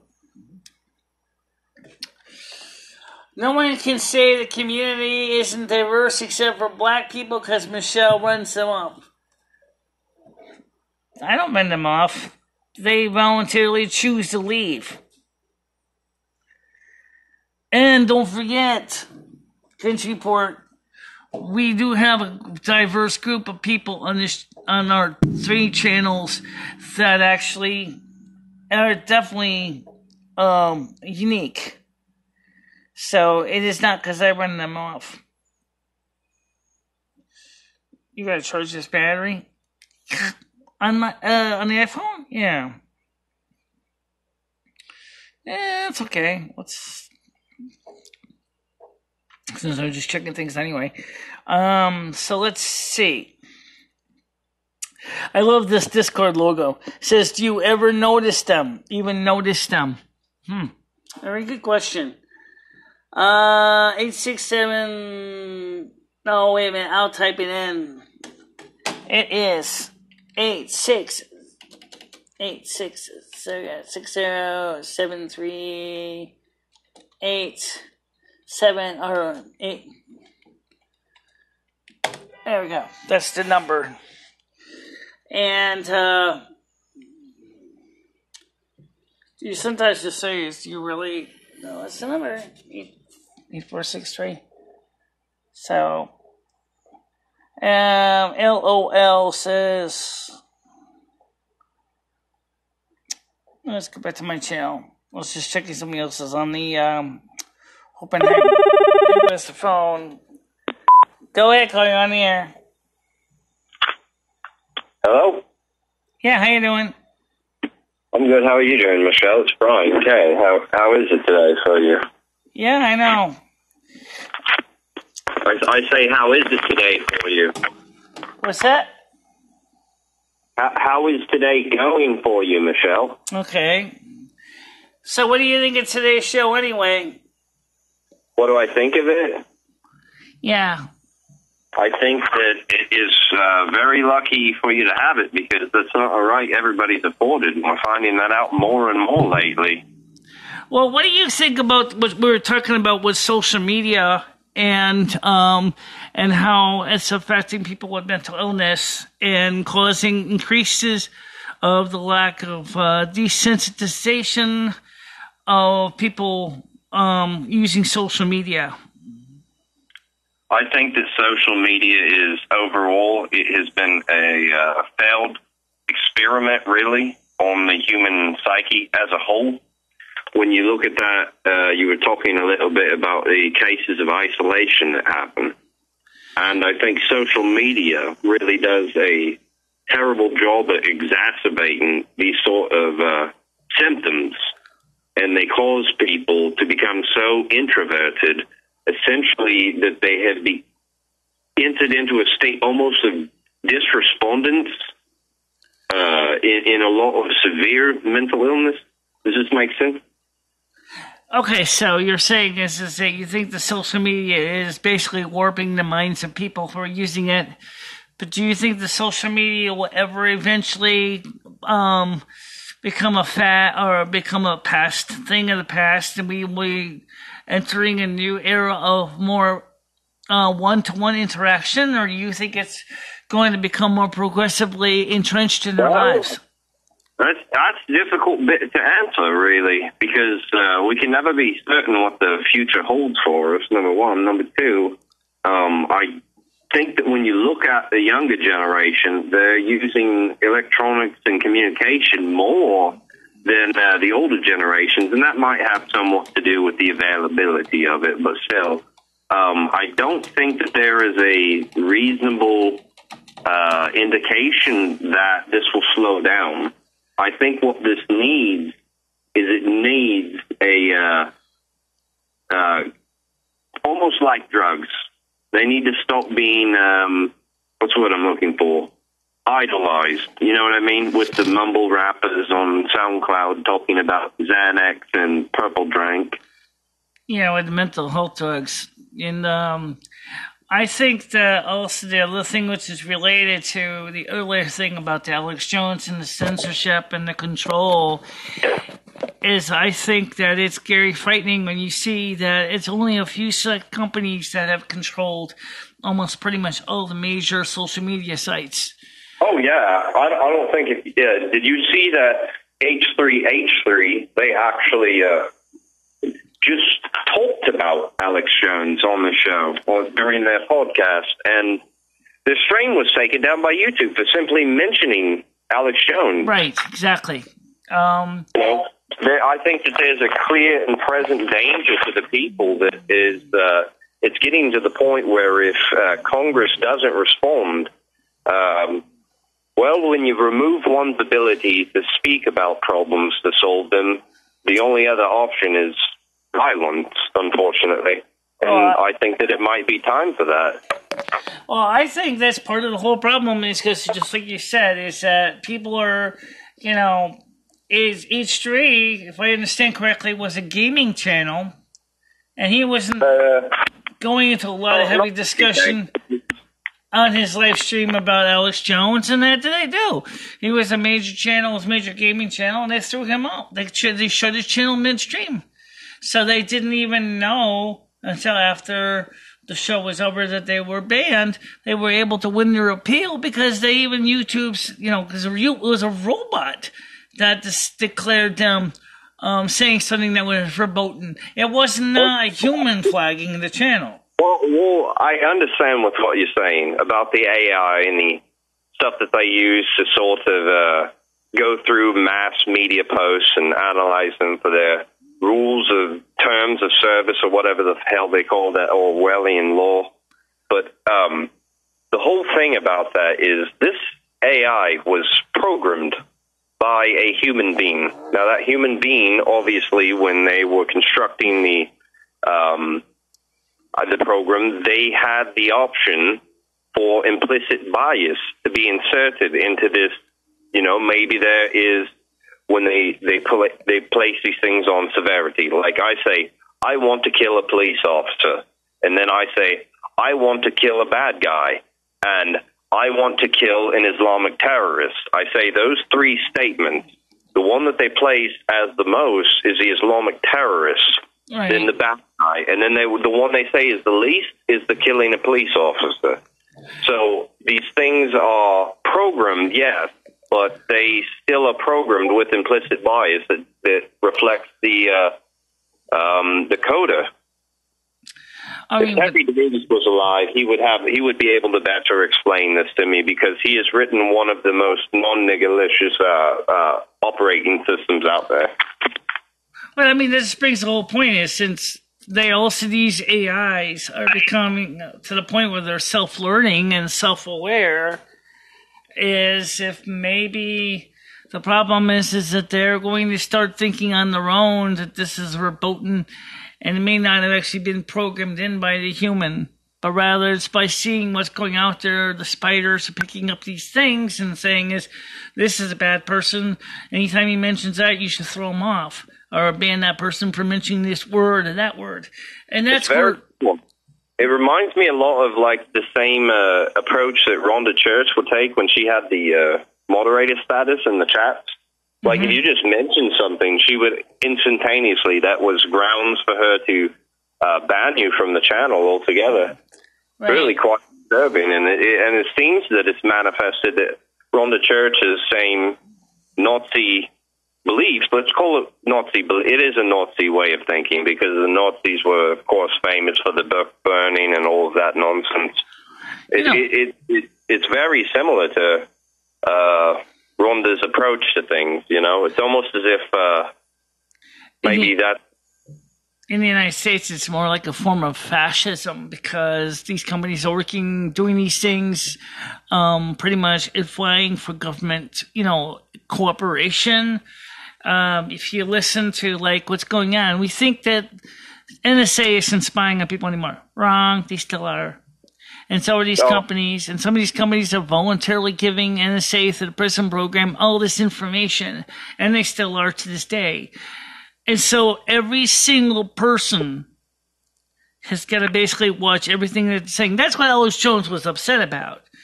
Because even several members of Congress, several conservative members of Congress were shadow banned and outright banned by Twitter and Facebook. And so, you really wonder, what's the story here? When even members of Congress are being shadow banned from even trying to, run a legitimate campaign on Facebook and on Twitter. Well, me and you, we can discuss this issue, and while we have differing viewpoints on things, I think that we both generally agree that free speech is necessary for a free society to exist. It's just like I later found out when I started up my channel. I didn't quite get this at first, and I get it now in the end, is don't censor or ban people because they disagree with what you. It's fine if they're threatening or being flaming assholes, but seriously, banning people isn't going to solve the problem. No, it's just basically then they're going to go ahead and say, well, guess what? She's basically this and that, which may not have been what. That's exactly what's happening with Google. And Facebook and Twitter. I checked the stock prices today, and they've barely been able to hold even compared to their close yesterday, and it's evidently the market's responding, and they're not too keen on it because that's not the whole point of social media. What was so fun about it was its freedom, and when they removed that very freedom, they removed the thing that drew in their user base to begin with. That's inevitably going to lead to their demise. Right. But I think one of the other things too is when you talk about the how is the user base if because even when I was watching the Senate Intelligence meeting with Jack Dorsey and the lady from Facebook, as I heard almost like them speaking with a forked tongue, so to speak. In one sense, they're saying is, "Oh well, we made a mistake, or we fixed it." You know, I think I was talking about the shadow banning, and it's like, oh yeah, did you really? Did you really fix it? Because gee, you're still doing it, and you demonstrate in the end by throwing Alex Jones off of your own platform. Granted, he acted like a flaming asshole, but that still should not be a reason to throw him off the platform. Giving him, I think it's kind of complicated to explain it, but I don't really think what Alex Jones did was right at all. But I think what Alex Jones was saying, given what I saw in the Senate hearing, is definitely, he may be onto something here of what's going on. I think what we need to get a group of individuals very similar to Nassim Agagdam. I don't know if you're familiar with her at all, Nassim, the YouTube shooter. Yeah. Yeah, we need people to respond because these are rights that people have fought and died for, and they're being removed by organizations. And the whole private company thing doesn't hold up any water to me. These are companies that have received my money via tax dollars for corporate subsidies. They have received money from the people. They are fucking indebted to our goddamn Constitution. Or the latter is they need to be fully ready and prepared to die for their beliefs because that's exactly what's coming to them. Right. I mean, it's getting to the point where we don't have many options outside of the bullets and the bombs. And I, for one, think that society would benefit from this sort of releasing of all this pressure coming to a head. We can all agree, from Black Lives Matter to even some of these people who have, the apostolic Muslims, the people who have left Islam because of its censorship and stuff. All right. From all walks of life, people agree that free speech is necessary for a free society. Absolutely. You have singular organizations doing that. Like I said, many times, is I don't watch everything Alex Jones has got to say. I don't agree with 100% everything he has to say, but I agree he has the right to say it. I don't see why people should think that's less of a valid reason. That he said some pretty incendiary things. Yeah, people have forgotten that the freedom of speech is there to protect speech that we disagree with, that is very toxic, I guess one would say, and is abrasive. It is not there to protect the speech that everybody agrees with. Right. There's no protecting that needs done for that speech. Our founding fathers knew it was important to have free speech. Because they knew that if the minute we try to say and I think it was quite common in Europe at that time, where the king and his minions could say, hey, you can't say that. If you do that, I'm going to put you in a dungeon, and you're going to have a trial, and you're going to be prisoner for life, and we won't allow you to speak. Whereas our founding fathers realized that was definitely not the way to go in this country. Fuck no. That's like something that they do over in the UK. That fucking batshit crazy place where they lock people up for speaking hate speech, which is code word for things that their government disagrees with.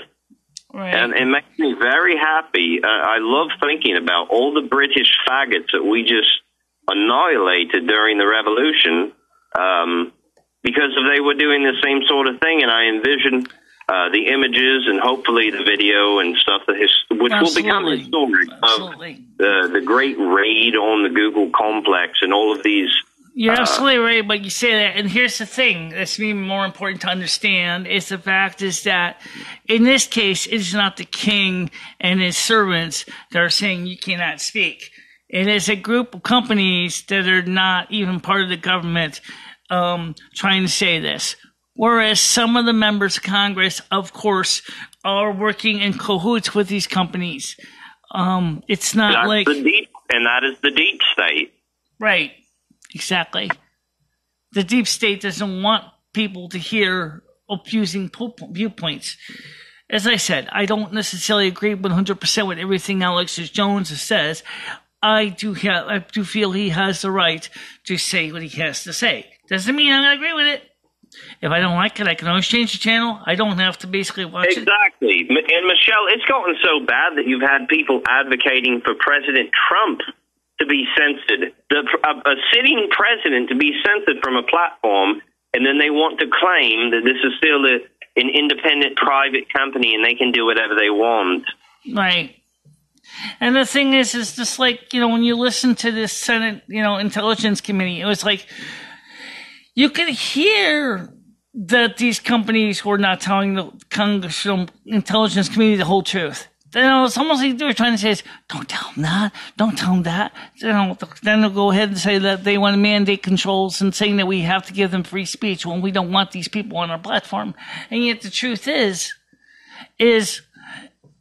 did Alex Jones really do enough to get thrown off of Facebook?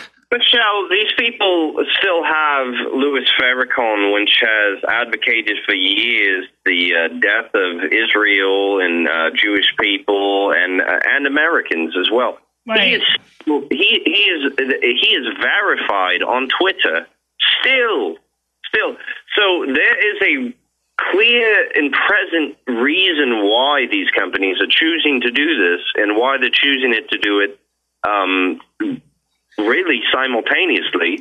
And I think that that's because they know that there are a group of angry people who are in their country and they are very armed, and it's almost to the point where I'm surprised this hasn't happened yet, but it only takes once for it to happen. And then this will literally go into the history books, sort of like the Emancipation Proclamation.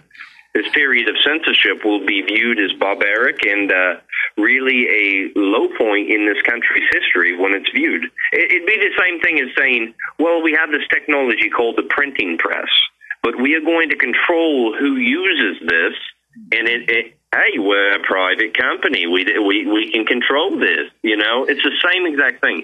Yeah, Social media exactly. has become the modern public square. I mean, for instance, right now, this show you're doing here, it's no different than individuals sitting down having a similar conversation in a diner, a coffee shop of some sort. Think about what happened in the 15th century after Gutenberg created the printing press. What was the first book he printed? Probably the Holy Bible. Exactly. And who originally, prior to that time, had total control and exclusivity for the Holy Bible? Probably like the Vatican would be my guess. Exactly. The Roman Catholic Church. And what happened after the Bible was made available to the German people in their native tongue? They probably had to alter it to translate it. It started the Protestant Reformation. I'm not familiar with that. Okay? Now, we're having something similar, as you said, happen here. Is that these major companies are controlling your means of speaking out loud. Okay? And don't forget, they work with your internet service provider. Okay? So, clearly, all these companies run the servers, they run the websites, they control the DNS, they control everything. So if they don't like what you got to say, they can go ahead and say, we will not allow so-and-so to speak in our media. We will not give so-and-so internet access. We will not let them even have an IP address. So in other words, the person would not be able to communicate whatsoever. And I think the Senate and the committee should, go ahead and say, you know what? Oh, hell you're not. We, Intelligence Committee, we don't want this. We don't want that kind of control, except the deep states do. And remember, the NSA is still running PRISM. Most people don't realize that. Oh, yeah. Out in Utah, you're talking about the PRISM program? The PRISM program is still running? Yep, yeah. No, I know. And that's the thing that confused the hell out of me about all these Clinton emails, because they have them. NSA has a copy of every email that they were unable to get. Right. And did you also know that many of these sites are actually trying to ban VPNs like TunnelBear and Virtual Privacy Network because they don't want you to encode and encrypt your packets so that the PRISM people of the National Security Agency can sniff and snoop your packets. Okay? Oh, I know. I had to use a VPN to get back on your Discord because of them faggots got me banned off there for, I think, posting pictures of dead bodies or something. But you know what's scary, though, with the VPN is I cannot use my VPN when I'm on Discord because every time I try, Discord gets all angry. It does all kinds of strange things when it says, hey, wait a minute. First you were in Winston, and now you're in London? Huh? Even if I said TunnelBear for United States, then Discord goes, wait a minute. First you were in Winston, and now you're in, say, Little Rock, Arkansas? Gee, I need to have you verify that. And then so I go verify it on my cell phone, and it says, hey, wait a minute. You're not in Little Rock, Arkansas, because that IP address says you're still in Winston, Connecticut. It's like... Probably because you're using an Apple product, and they have to steal all your information right away instead of waiting for you to post it. Well, that's just another thing. Thanks to Google and Facebook, and yes, to some extent Twitter, know more about me in some ways than the National Security Agency does. Yeah, that's true. At least what they're leading you on that they know. But people of Piss is out there. He's saying that he believes that Alex Jones is possibly an undercover CIA agent. And to him, I would have to say, I disagree. I disagree, too. I don't think he's CIA, but some of his employees may be former CIA. I think one of them was. I think Corsi. You glowing CIA nigger. You just look at them in the dark, and if they glow, you run them over with your car because you can't get arrested for killing space aliens. Right. I think Corsi was former CIA. The thing is that these people are trying to make Americans feel like it's a bad thing to have free speech. Same thing with political correctness. You say, in this country, as this has been said, I think this is a good thing. As some say, Donald Trump has basically put a nail in the coffin for political correctness. Because the fact is that for many years, or like instead of saying legally blind, we say, oh, she's visually challenged. Fuck that. I'm legally blind. Period. Okay? And yeah, I'm visually challenged too. And I have mobility issues, but yet I can still, I don't think that the political correctness thing makes any damn sense. It doesn't make any sense, and it's really had its opposite effect because of it has created culture of victimization. It's made you where you want to be a victim rather than being handicapped. They say now that you are disabled. And that's the whole thing, is rather than having a handicap or something that you might have to work a little bit harder in an area that someone else doesn't, but that you are still able to perform, they say simply, oh, no, you are disabled. And it really reveals their mindset for how they want people to view themselves as unable to take care of the problem. Like, honestly, I want you to think about this. If you had 50 armed men that went to these organizations and said this at first, we are taking everyone here and we are arresting them under the grounds of that they are committing treason and that they are found to be enemies of the United States of America. 50 men armed, where they're right there. They're gonna hold them in that place. Call it a hostage situation. Call it whatever you will. But it's drawing attention to the public accord that this is like Trump says, that the mainstream media are the enemy of the people. They are. And we have laws within our Constitution that allow you to do just that. In fact, it's not only it allows you, it requires this of you. Right. And it's just like with, like I say to everybody is stop looking at all my disabilities. How about looking at some of my abilities for once? For example, I know I'm not the only one who is handicapped that does a YouTube channel. I know several other people who are blind, legally blind, that have YouTube channels. Okay? But one of the most important things is I have one person on my channel that says, well, your channel doesn't make a living, you make no money, so why don't you go work for somebody else? Well, excuse me, but I'll be honest and I say this out right front, is there are two things against me. One, I live in an area that has no easy mass transit to a job. Number two, there's no jobs here. Okay? Because everybody has to work in other places and have to have cars. Number three but there has some jobs in that area, Michelle, because I'm telling you now, I've noticed it firsthand that shops are hiring. For the first time in my life, I have seen shops all over the place with help wanted signs. All types of shops.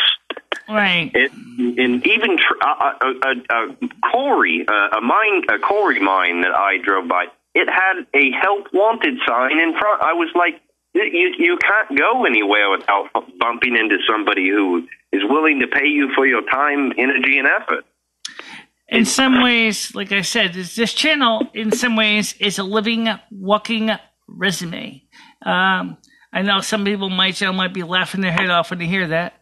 But the truth of the matter is this is where I can show people in a way that I can do what I do. Okay? And I mean, it's better than sitting there going and eating chocolate and cake and cookies. And I do eat those things, by the way. Okay? But it shows people that I am doing something with my life.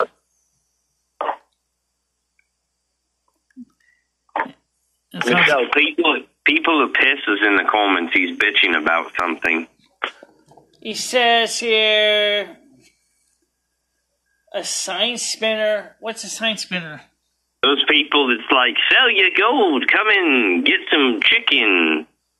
You know what I'm talking about? They have like we're having a shoe sale down at the fucking ghetto black area of town. Come and buy some shoes. Okay, I'll just read some of his comments here. Let's see here. What is he saying? He says, all right, it says, I'm just saying it can be stated. Okay, right now, the way I'm seeing it be a piece is I'm talking to Brian K. I am looking at your comments and stuff as well, but I want to focus on the phone call because that's the polite thing to do. Instead of, I always can rewind and watch the stuff a little later on too. So, and don't forget, if for some reason, people, I miss your comment, you can always comment in after show comment section, and I could always read them there too. So please don't think you have to mention everything on the air, because I will get to you one way or another. But if you always think I missed something and you want to say it afterwards, after the show is over, just post it in the comments. I will get to it. I will respond in a timely fashion. But like I said, in my case, I'm trying to create a channel. Okay, and you can see I've been working on it now for 7 years. Gonna be 8 years soon. Next year it'll be 8 years. Originally, of course, the first year I was just a passive watcher, just like everybody else. And the thing I'm trying to get at is, I feel better because I'm doing something. And not just simply, like I said, sitting around watching TV and acting like us hopeless. Because I'm actually getting up in the morning and saying, okay, so what are we going to talk about today's show? What's the topic going to be? I look at the newspapers, I look at the online stories, and see what material stories are being kind of ignored and things like that. You're bragging on how much you work. I'm trying to make sense of what his comment is. He's doing that where he always says, you are ignoring my comment, but then he never comments. Can you repeat that, please? How people are pissed, he always is like, hey, you're ignoring my comment. You didn't read my comment. Why didn't you respond to my comment? Hey, you didn't hear my comment. But then he never posts his actual comment. Well, first of all, like I said earlier, is if I miss your comment and you really think it's important, please do post it in the comment section in the video. I will read the comments after the videos are over. I do read them, okay? And if you post a question in the regular comment section, I get to them because I have. Yep. People are close. Why don't you just write your comment in there, you little buggy twit? What about the poor person pumpkins? Write your fucking comment, you twat. People of peace, what about the poor person pumpkins? Pumpkins wanted to call into the show, but couldn't call in because Brian K's on the phone. God. Okay? Oh my God. Write your fucking comment. My God. He's written 3 comments bitching about us not reading his comment, but he doesn't post the fucking comment. Ginger Marie says, see, our 30-year-old obsessed with Michelle can't be natural. He wants to see the family. Oh, brother. Oh, my God. Does he retract the messages? I don't really get a chance to read them too much. It says, my comments being ignored. I am talking about previous comments. I'm talking about previous comments. I so hard I'm not writing. First of all, as I said, guys, if anybody feels that they're being ignored, please do not be afraid to leave a comment. But just post your comments once on the chat. If I see them when I'm looking at the screen, I will respond to them. If I feel it makes sense to bring that comment into what we're discussing, okay? You guys complain as soon as you say I get off, on a tangent. If I don't mention your comment on a conversation with somebody on the phone or whatever, it's because either A, it doesn't fit at that time. I think Brian K. will agree with me on this one.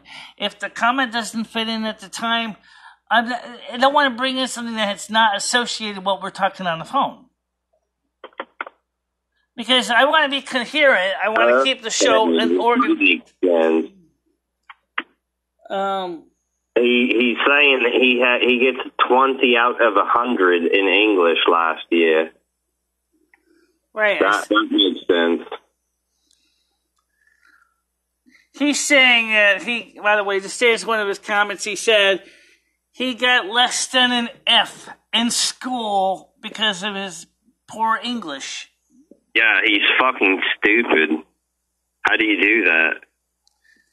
He'll probably say because of it didn't, because I wasn't interested in English because it didn't support the proliferation of communist ideas. Yeah, I mean, but the thing is like one of the things that other people said is one of the things that you need to do is you got to be able to focus on the topic like we're trying to do. And then that means that, like I said, if you ask a question and it's not about what we're talking about, I'm not going to be able to fit it into the question we're talking about. I don't want to discuss that because then it totally screws up the chat conversation or we're having with the other person. And yeah, but that's with people with peace, he oh my God. Right. This guy has been an absolute anchor for fun things since he's been on the channel. What did he originally say? I have no idea. You have to scroll all the way back and look. People are pissed. What was your comment? You've been shouting in the comment section this entire time by denotion of your capitalization of every word. Well, let's see if I can find it. Okay, he says he's going to repeat it. It's probably going to be some stupid thing about football players kneeling during the national anthem. They say he's an undercover. He was saying Alex Jones supports Israel. What, you don't support Israel? People are pissed? You think mudslimes are supposed to have the entire Middle East? He says, I do not promote the censorship of Alex Jones. Okay. Yeah, he said that, but he's saying that Alex Jones supports Israel. I'm just saying it could be staged so people will buy into him more. It's like, I don't get this fucking vapid twat. He's constantly virtue signaling, and then he literally somehow still finds the time to be anti-Semitic as well. I don't know. The situation is just bullshit. Honestly. I agree. I don't know ideologically how people like that exist. How people are pissed. I mean, first of all, is that I do feel bad for the person named Pumpkins that did want to call into the show, but never got a chance to yet. Would you mind if Pumpkins, if she wants to try to still call into the show, if she'd like to call into the show, because I only have one phone number, and unfortunately... Yeah, don't get over here. I'll talk to you later, Michelle. Okay, I'll just be in the comments. Or you know what we could do is, you have my Discord link, right? I'll take that. Okay. All right, so Pumpkins, this is your chance. You want to call in? This is your chance. Let me give you the number. Oh, God. Okay, okay. Call in now. Now, 860-738-8463. Okay, so Pumpkins can call in now. I wanted to talk to Pumpkins. She was a new person, and she never got a chance to call in yet. And I really feel bad about explaining the situation with Brian K. But okay, it's the phone here. Go ahead, call you on the air. Yet, and I really feel bad about explaining the situation with Brian K. But okay, it's the phone here. Okay, well I wouldn't worry about. Yet. And I really feel bad about explaining the situation with Brian K. But okay, phone here. Oh, brother. Okay, now the real phone for the real people is free. Brian K. says people will piss his rotten mind devoid of anything sane. Well, I don't know about that, guys. I think in some ways he's just as right to speak as Alex Jones is, and doesn't mean I have to agree with everything he says. Yeah. What? Okay, Irish Disney says, Brian K., what part of the UK are you from? I actually don't think he's from the UK.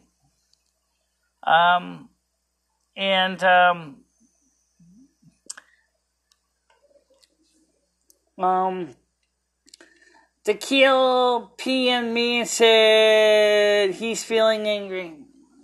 He shouldn't be angry at all, because the fact is that we are not trying to basically block anybody from talking on the show. We just happen to be that, yeah, just make sure my phone's working. Are you ever thinking the phone was working? I don't know. No, try again.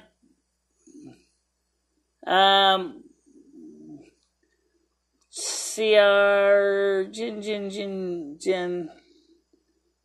Okay, so it's 3:55 already. Okay, let's take this call. Go ahead, call. You're on the air. Hi, it's People of Peace. How you doing? Good. Okay. I don't get why Brian K. got so upset over what I said. Was it really that weird? Well, there's no reason why you should get impatient when people are trying to talk, and I can't always read everything on the screen at one time. I know, it's okay. But why look, I don't promote censorship at all. All I'm saying is, think about it. If Alex Jones really is an intelligence agent, wouldn't they want to stage the whole thing in order to make people believe him more? So they're censoring him to promote him, actually. Because 9/11, in my opinion, for example, 9/11, I think it was not an inside job, and it was not done by the Muslims either. If you do your research, actually 9/11 was done by the state of Israel, because all the Israeli people working in the Twin Towers during the time of 9/11 were on vacation. So they were notified by the Israeli Secret Service that the Israelis were planning on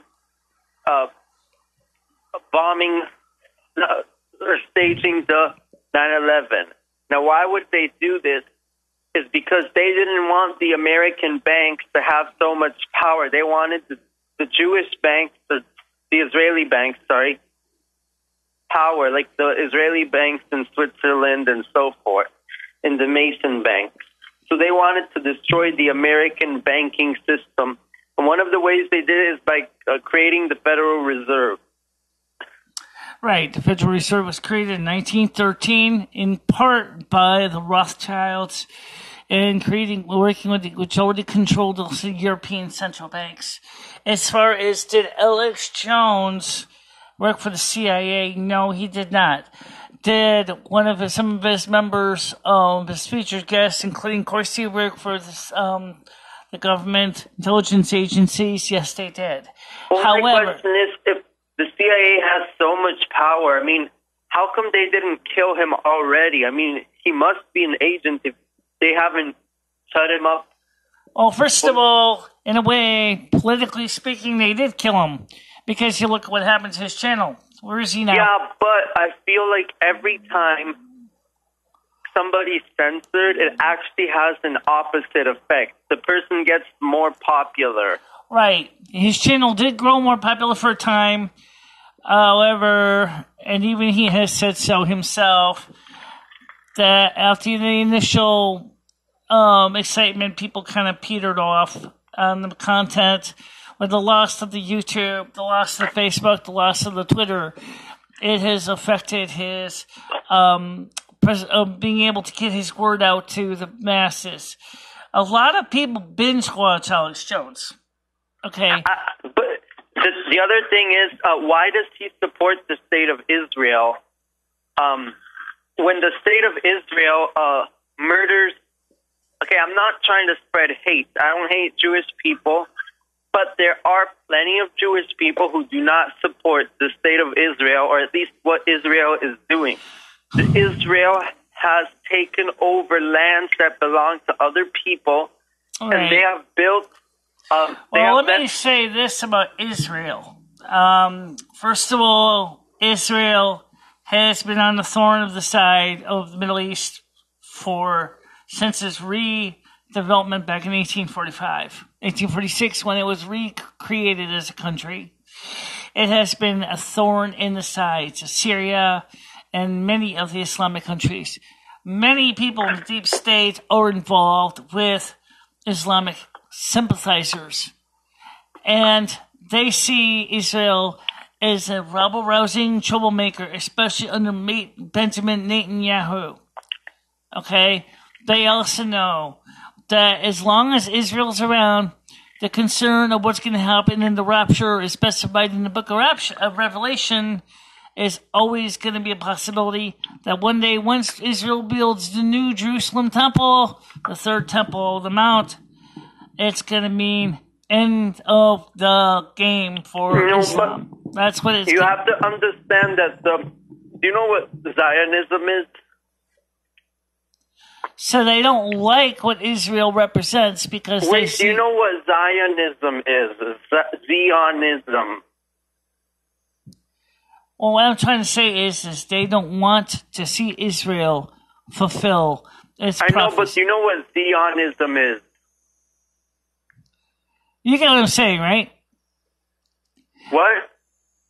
That they don't want to see Israel build the third temple on the mount because it's going to hasten in the end times. I know, but of course they shouldn't build it, but they have to build it. It's not a matter of shouldn't. They have to build it. But in terms of Zionism, the satanic Israeli elite want to build the third temple because Israel, the state of Israel, is controlled by Masons and Satanists. Right. And they are murdering Palestinian people every day. Now, I know the Palestinians have committed terrorist attacks on the Israelis as well.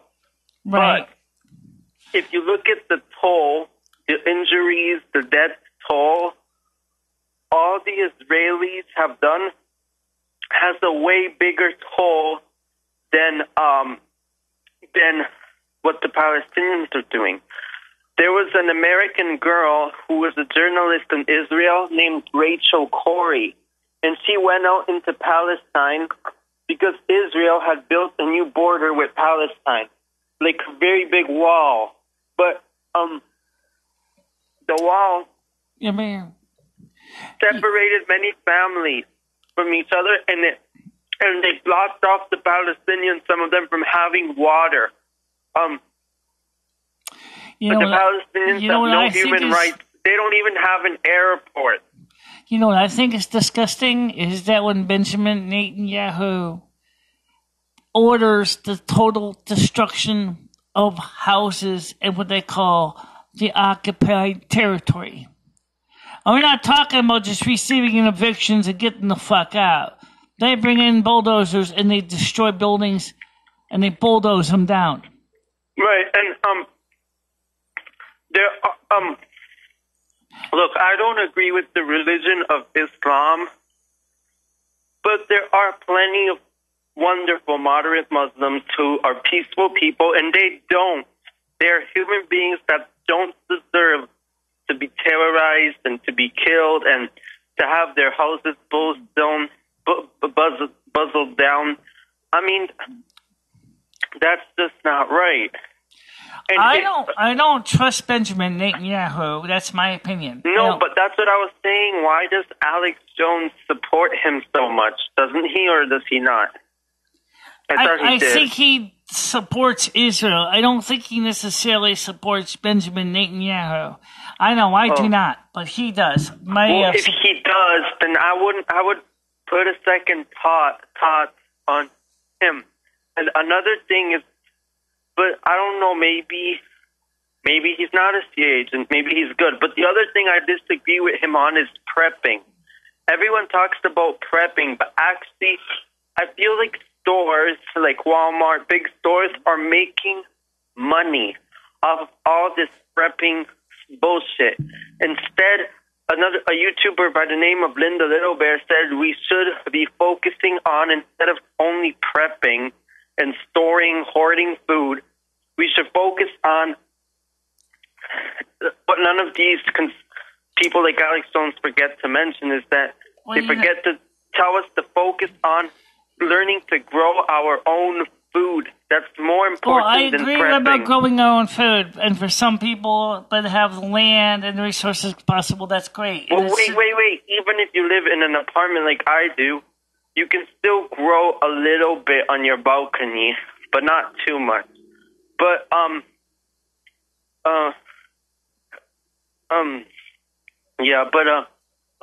also about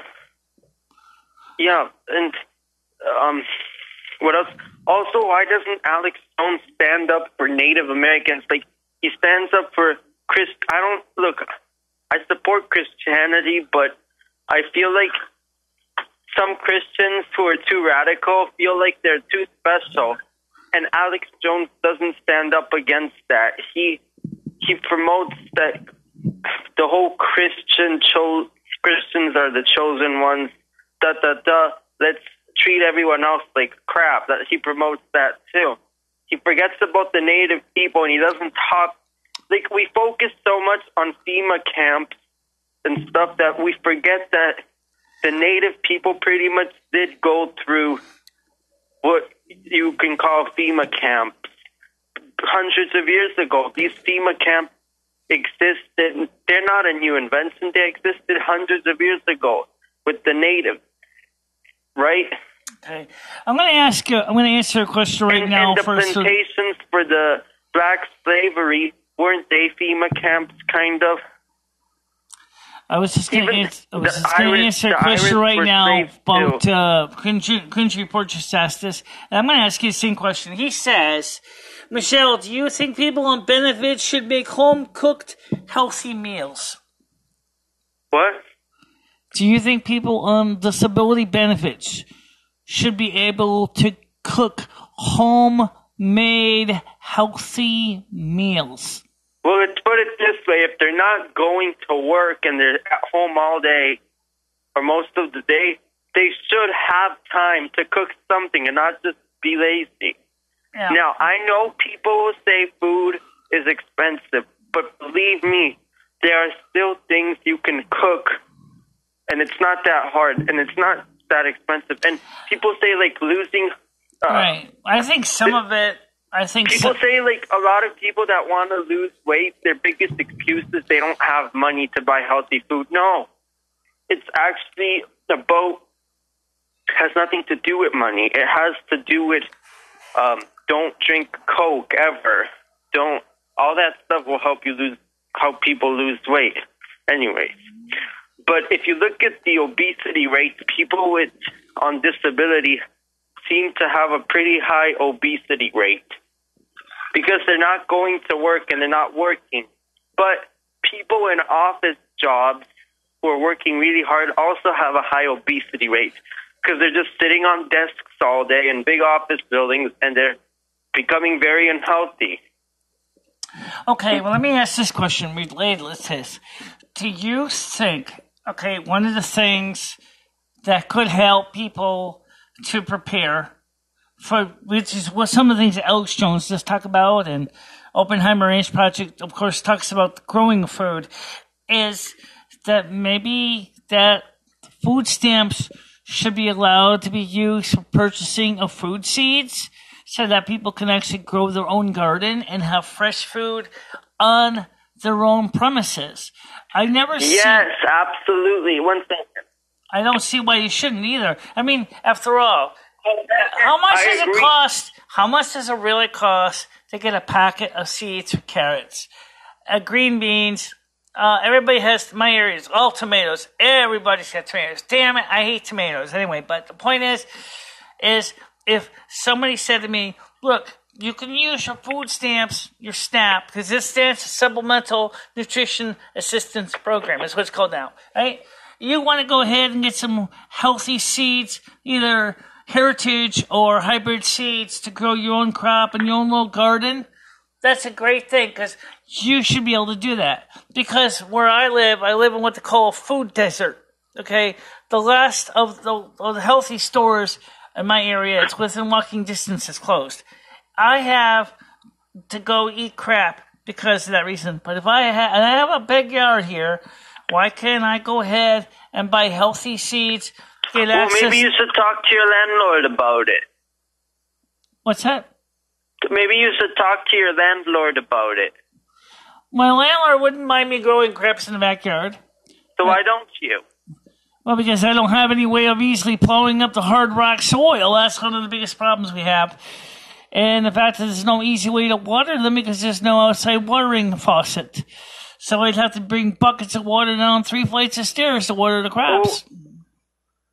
All I know is that there's a lack of farms. That's one of the reasons food is getting so expensive is there's a lack of farms because no one wants to be a farmer anymore. And the globalists are pushing for, to control our food supplies. Before, most of the food was made by small family farms. Well, now it's controlled by big corporate farms, because all the small family farms have pretty much gone bankrupt, or a lot of them. And the big corporations control most of our food industry. So definitely we should be able to grow our own food more. Right. Also, I feel like we should, and homeless people, why don't they take a big plot of land and say, look, we'll give you a small amount, you can grow, you can build a small house, you don't need a permit because it's small, and like a shed, and you can grow your own food, and during the winter we'll give you food stamps. Well, that's just the thing, is just that it's like, okay, even if you can grow your own food, in some jurisdictions, Winstead's not one of them, thank God. Winstead doesn't mind if you have a garden, okay?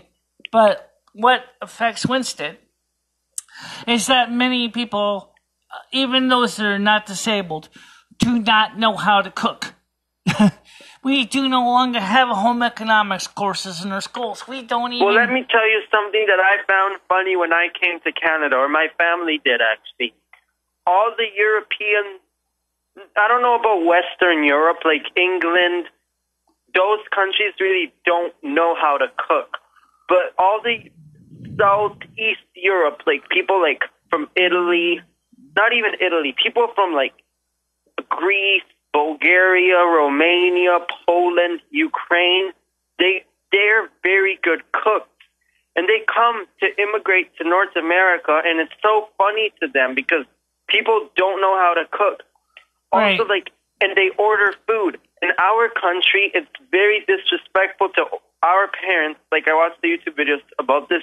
It's very disrespectful to order food. If your parents, I had a friend, his parents caught him ordering food, they got so angry because it's always like, why order? Because their whole mentality is your kitchen is your best restaurant. Your kitchen is your best friend. All you right. want to eat something? Go cook. And people think cooking is a woman's job, but actually, in that part of the world, men are some of the best cooks, and they have cooking shows and everything. And after all, you're right. In the cooking field, and even in most what's your countries, it's the men that are chefs. What's your background? There's more men chefs in cooking than there is in the women chefs. I mean, it's not because women are chefs are not appropriate. Of course, it's just it is in the professional restaurateuring industry. It's mostly the men that are chefs. Well, I feel like women used to do it more because they had to, while men do it for fun more. And not only that, and traditionally, in the state of traditional roles, the woman would be cooking the dinner at home. So obviously, if a chef was married, his wife would be cooking the dinner for the kids and herself. Right. And of course, the United Nations found this highly offensive, but what are your thoughts on this? The Cuban delegates to the United Nations, they had a minute of silence for Holocaust Memorial Day, and right after that, he made an announcement and said, how about we have a minute of silence for the Palestinian Holocaust as well? And many people took offense to that, but she was saying, how is it different? How is it different if Jews are being murdered or if Palestinians are being murdered now? Why do we? Didn't they learn their lesson? Why are they doing the same thing that happened to them to the Palestinian people? Would you mind if I bring this quickly back to the food thing for a second? Sorry, yeah. Okay. Now, one of the things I think you probably know, your ancestors from Bulgaria and Eastern Europe probably noticed, is that so many Americans today are used to basically saying, I don't need to learn to cook. I can always go ahead and call Domino's. I can always go ahead and buy a frozen pizza from DiGiorno or Chef Boyardee or whatever. It's almost as if the people don't want or find cooking to be unnecessary because of the readily accessible prepackaged meals. Well, is it really? I find it kind of fun. I mean, first of all, you don't have to do it standing up. Just get a chair, go in your kitchen, you can put on some music, and just sit there for an hour, half an hour, and prepare a meal. I find it so much fun. I love it. Like, I know how to cook cakes. I don't know how to do soups yet, but I've done pizzas, eggs. Right. And I've never had an accident, but a friend of mine, her sister almost burnt down their kitchen. But I'm always safe. I check everything on time. Have you ever watched a show called Worst Cooks in America?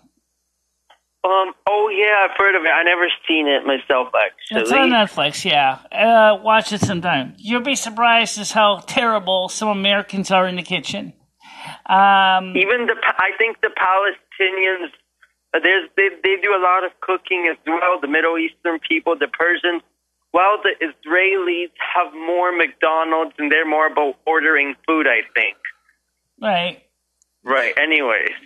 Well, listen, I got to get ready to wrap this up in case more people want to call, but please do. Thank you for calling. I'm sorry we didn't get to. Bye-bye. Okay, so have a nice day, okay? God bless. All right. Okay, guys, so start taking phone calls. 860. Let me just type this in. We are still taking phone calls. 860-738 8463. So yes, we are taking phone calls still, believe it or not. So let's see what we can take a look here. Cook cake? You mean baking? Yeah, I think you meant baking. Brian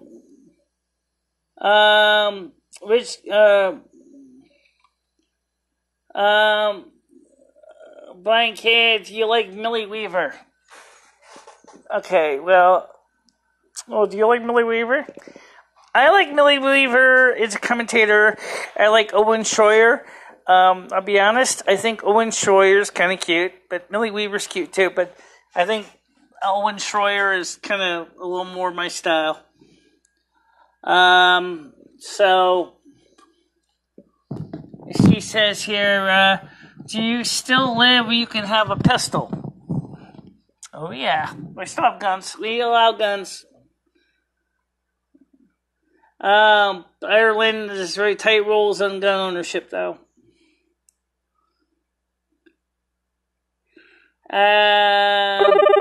Let's see. Phone call here. Let's take this caller. Go ahead, call. You're on the air. Hello. My name is Esther, and I am the North American Autumn Queen. Michelle, you did not show up to the ceremony at Winterberry Park. I don't even know where Winterberry Park is.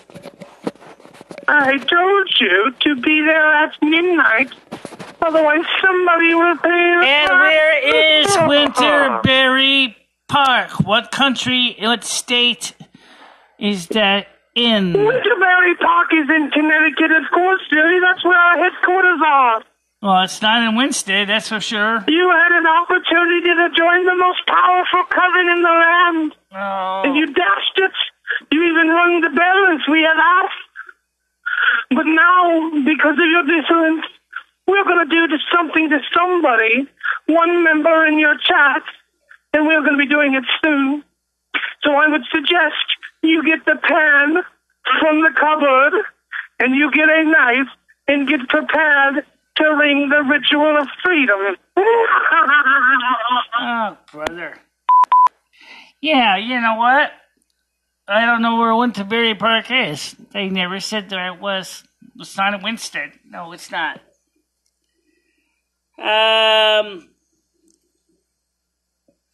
Well, you know what? I'll be honest with you. I think today's show was actually pretty good. I think we achieved a lot today. And it was a wonderful event. We got one more call coming. Last call, guys. Go ahead, call you on the air. Michelle, it's me again, Brian K. How you doing? After listening to People of Peace, do you think that maybe it's time that the United States should start considering to bomb the living shit out of Canada? What's that now? I say, do you think that the U.S. should start bombing Canada? Should we have military action against Canada for their bullshit? Okay.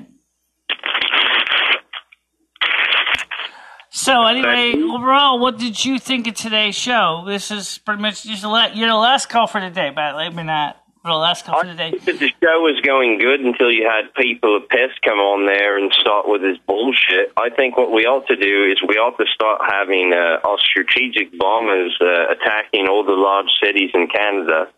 Right. And I'm quite sure that eventually we'll be able to get rid of that pesky bastard people of piss. Well, you know, he has a right to speak up too, you know. I'll be honest with okay.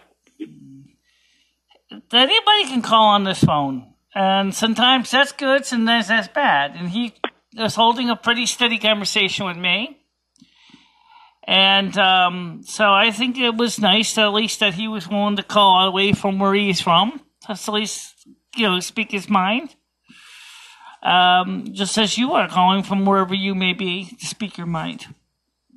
Right. No, I agree that he has the ability to do that, but I just think what he was saying, it became quite evident that, you know, maybe it's high time that we start thinking about loading some drones up with AGM-65 Maverick missiles and seeing if we can't get rid of this problem.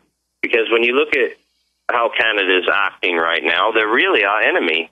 I mean, for the love of Christ, they have a 300% tariff on dairy products entering that country. And to me, that doesn't sound like a neighbor. That sounds like an adversary that's relatively close to you. So, well, let me ask you a question, since you obviously said that you are from Canada, is what do you think about the new possible trade deal between Justin Trudeau and the United States? Oh, Justin Trudeau, he has totally fucked Canada, eh? So do you think that he's willing to work with the United States to make a new NAFTA that benefits his country as well as our needs as well? No. I think his bottom line will be the same shit as the EU. It is going to be that you do not, that in some way it's not going to be up to par. It's going to be a shitty trade agreement, I think. But I think what will happen is the Ministry of Trade in Canada will hopefully secure the actual paperwork aspect of it. But whether or not I'm not sure how their parliament works, but I don't think the markets will allow it there. I think that you have people who are responsible for this within the government that are trying to prevent the recession that Justin Trudeau seems to be so hell-bent on bringing forth for the Canadian people. Well, I know that one of the things is that with the situation with the high tariffs under the prior NAFTA against American dairy being imported into Canada was primarily to protect the Canadian farmers, the dairy farmers. I mean, 350% is pretty damn high. Oh, yeah, no, I thought it was 300% for the dairy farmers, was my understanding of it. It's still high enough. Oh, yeah, no, it's ridiculous. It's downright criminal. And, of course, Justin Trudeau, he's like, I mean, it sounds like the original reason why it was done was, like I said, was protection to protect the Canadian farmers from possibly from... I don't think it had anything to do with that because, and here's the reason why. He's not really concerned with protecting the Canadian farmers because there is a... Go on. Wait a minute. In the corner of my room, I just seen a dark shadow. It just formed out of the middle of nowhere. A dark shadow. Right now, I'm scared. What, Michelle? I think I'm being attacked by witches right now. Oh, brother, hell. Okay. Oh my God! What is happening? And what is it that they wanted again? They wanted you to make bell sound. Yeah. I got it. Oh, I'll be right back, guys. Anyway, I got to use the ladies' room real quick anyway. So let me go ahead and use the phone, or use the bathroom, and take care of this bell business. Take care of the bell business first. Yeah.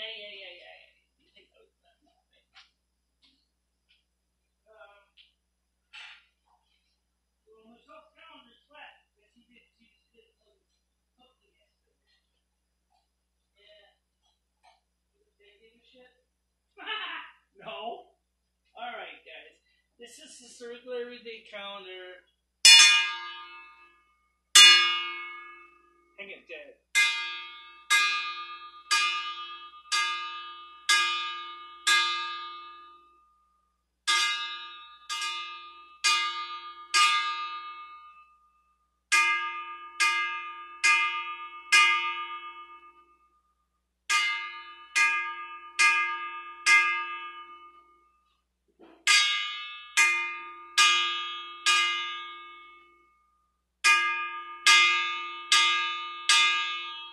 That sound is actually what they call a sequence for what they call merch, fire alarm merch. Which probably can be wondering what the hell that was going on. Alright. So basically, that's what that means. Now, I'll be right back after I use the bathroom real quick and we'll take care of this.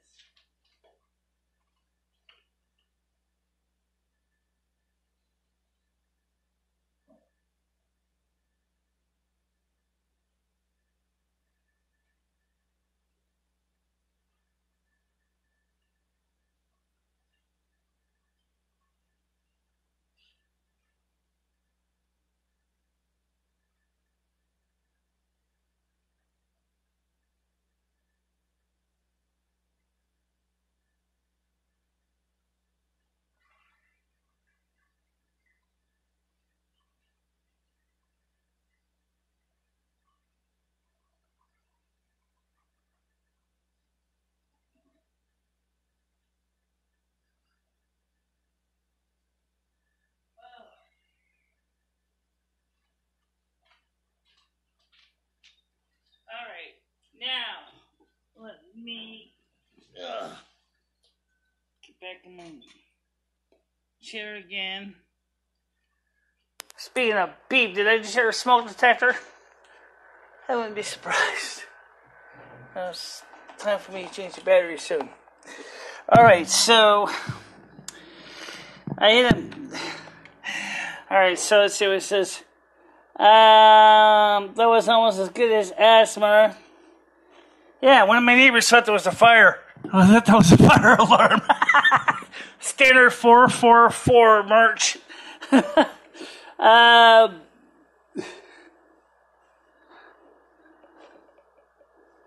That's because I was focusing on ringing the pot.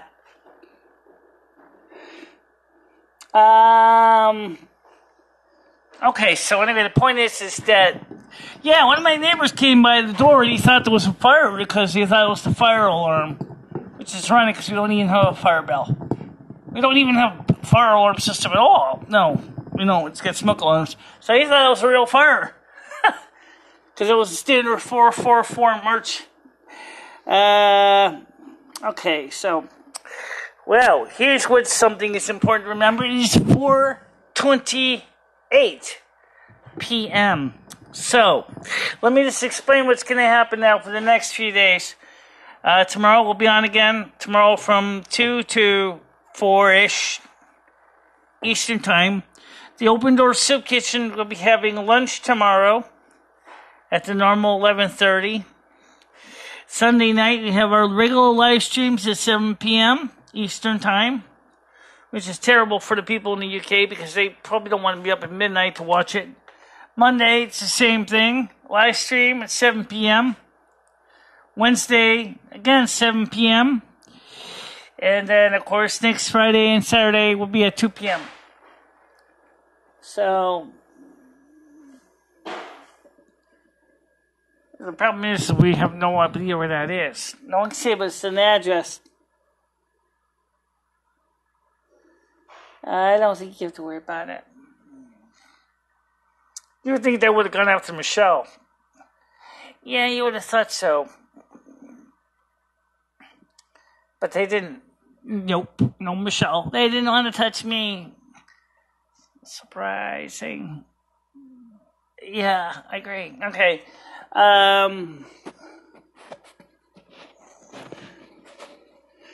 I think let's see. Shouldn't catch me, hang us after this. Toes only though. Our lady, she said, I think she might have to. Michelle, please pray for me before you go off air. I got Jim last week, had him bad. I can't call. Yes, you can call back in. We're still on the air, so I guess you can try calling back in again. You sure? Oh, the phone's off the hook. Okay, sorry about that. All right, so yes, you can call back in.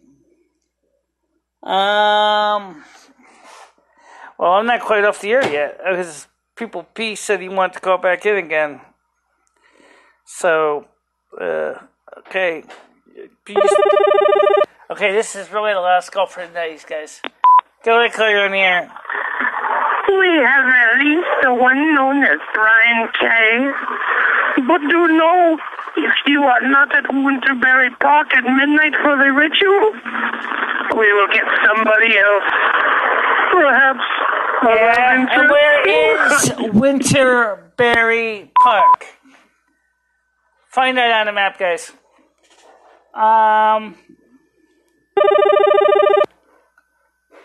Go ahead, call you on the air.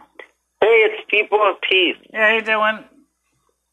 Speaking of Justin Trudeau and his trade taxes, I don't know if you remember you were talking about that. Can they say something? Uh-huh.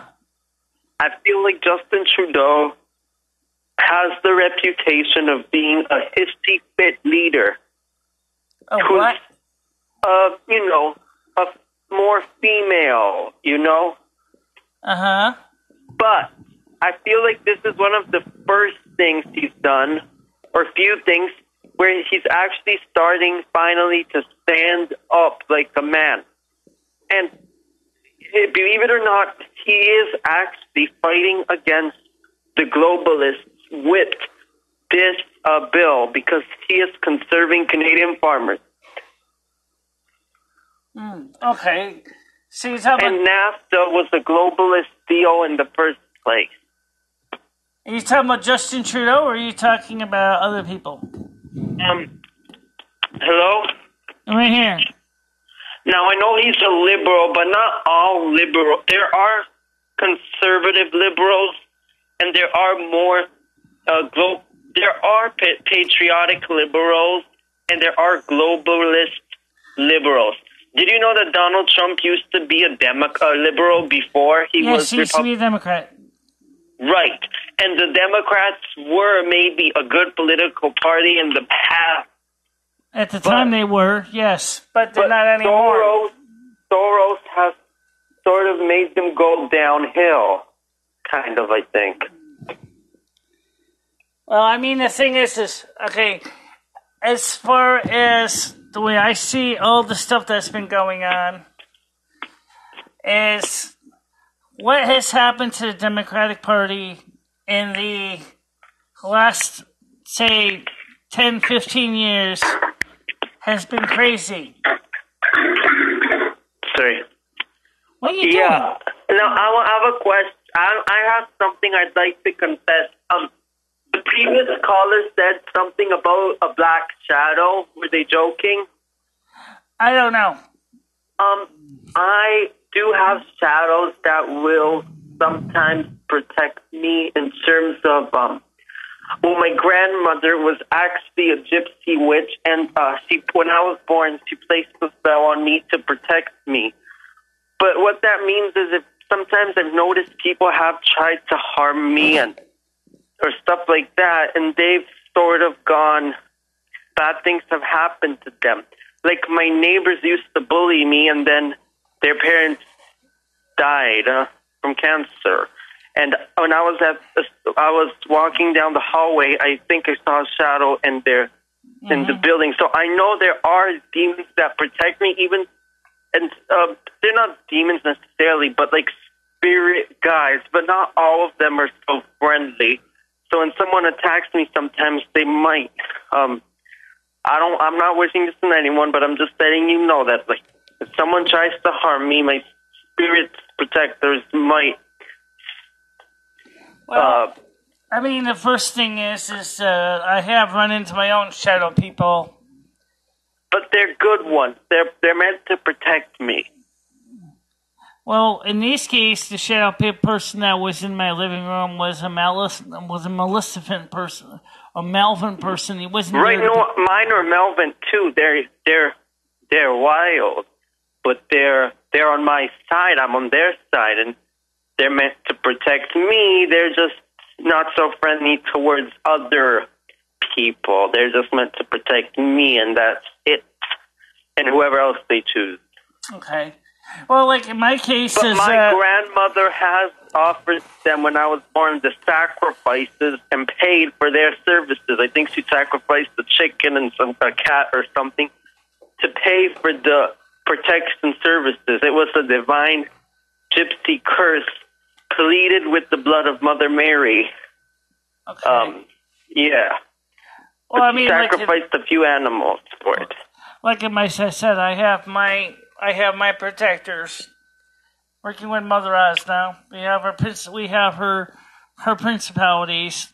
Okay, but my question is this: what if you have demons protecting you, but you never wanted them?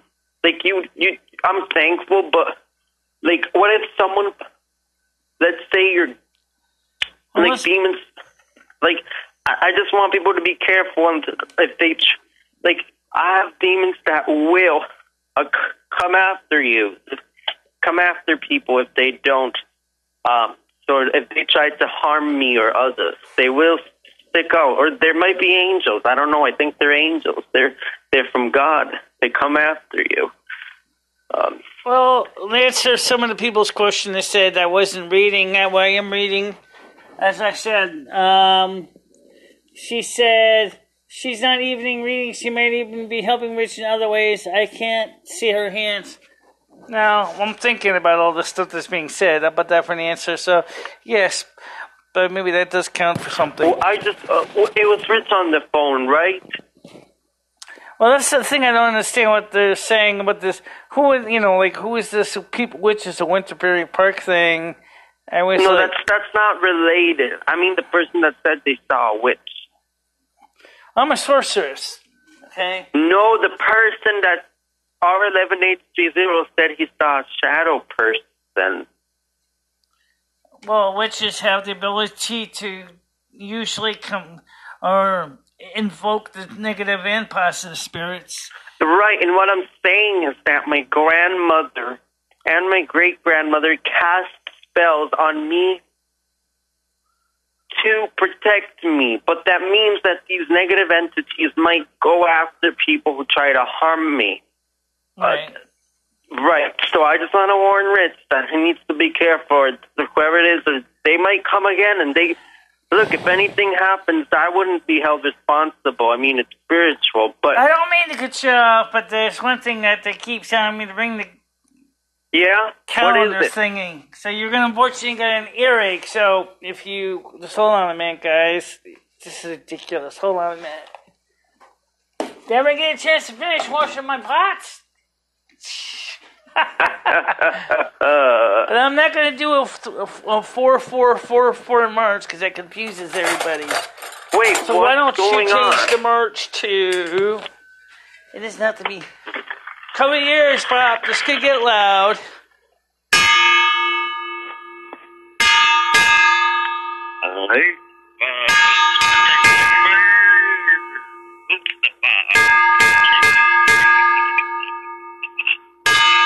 Everyone on this chat right now contact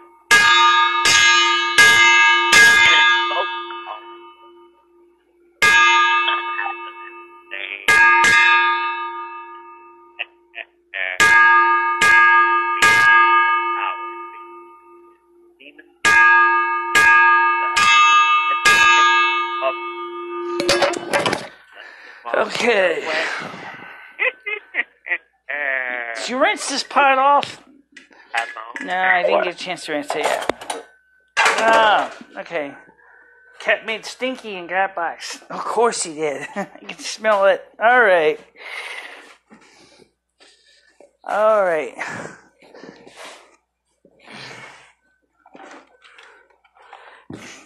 All right. So, I was worried about it for a minute. First of all, guys, are you still there? Oh no, he just gave him an earache. Oh, sorry. This is the best stream ever.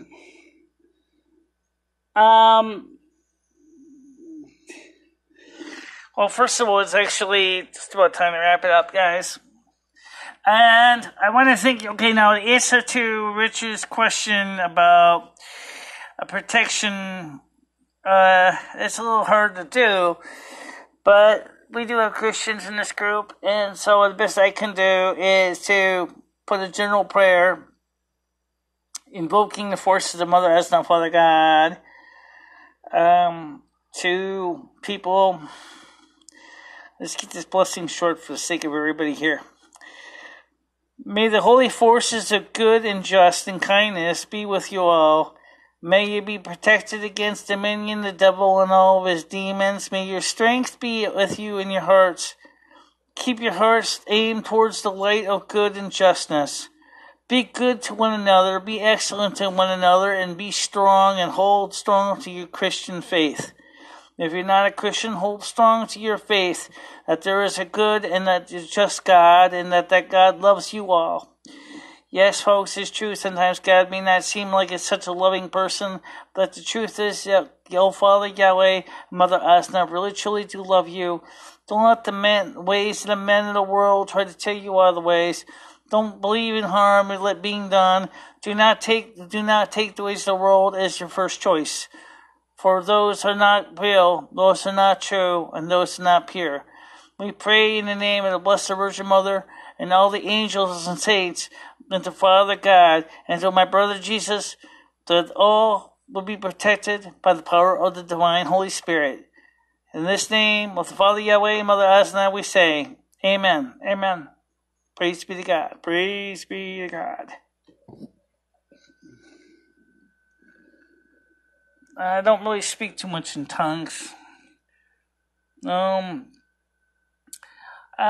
can't even say the rosary in tongues, and not even in Spanish or Latin. En nomine Patri et Filio et Spiritus Sancto. Yeah. Well, anyway, so that's it. So tomorrow, of course, is Saturday. And Saturday, as I said, we have a live stream at 2. And we also will have, of course, a live stream on Sunday at 7, a live stream on Monday at 7, and a live stream on Wednesday at 7. And I would love it very much if you could make sure to share this video with other people. Invite them to come in for the next time.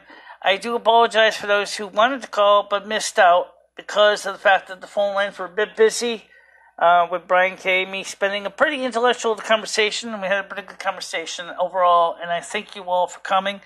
Don't be afraid to leave comments at the end of the video, and I will read your comments, and don't be afraid to, of course, communicate with each other as well. So for the time being, guys, thank you for watching. Stay safe, stay cool, and stay wet. Bye-bye. Bye-bye, everybody.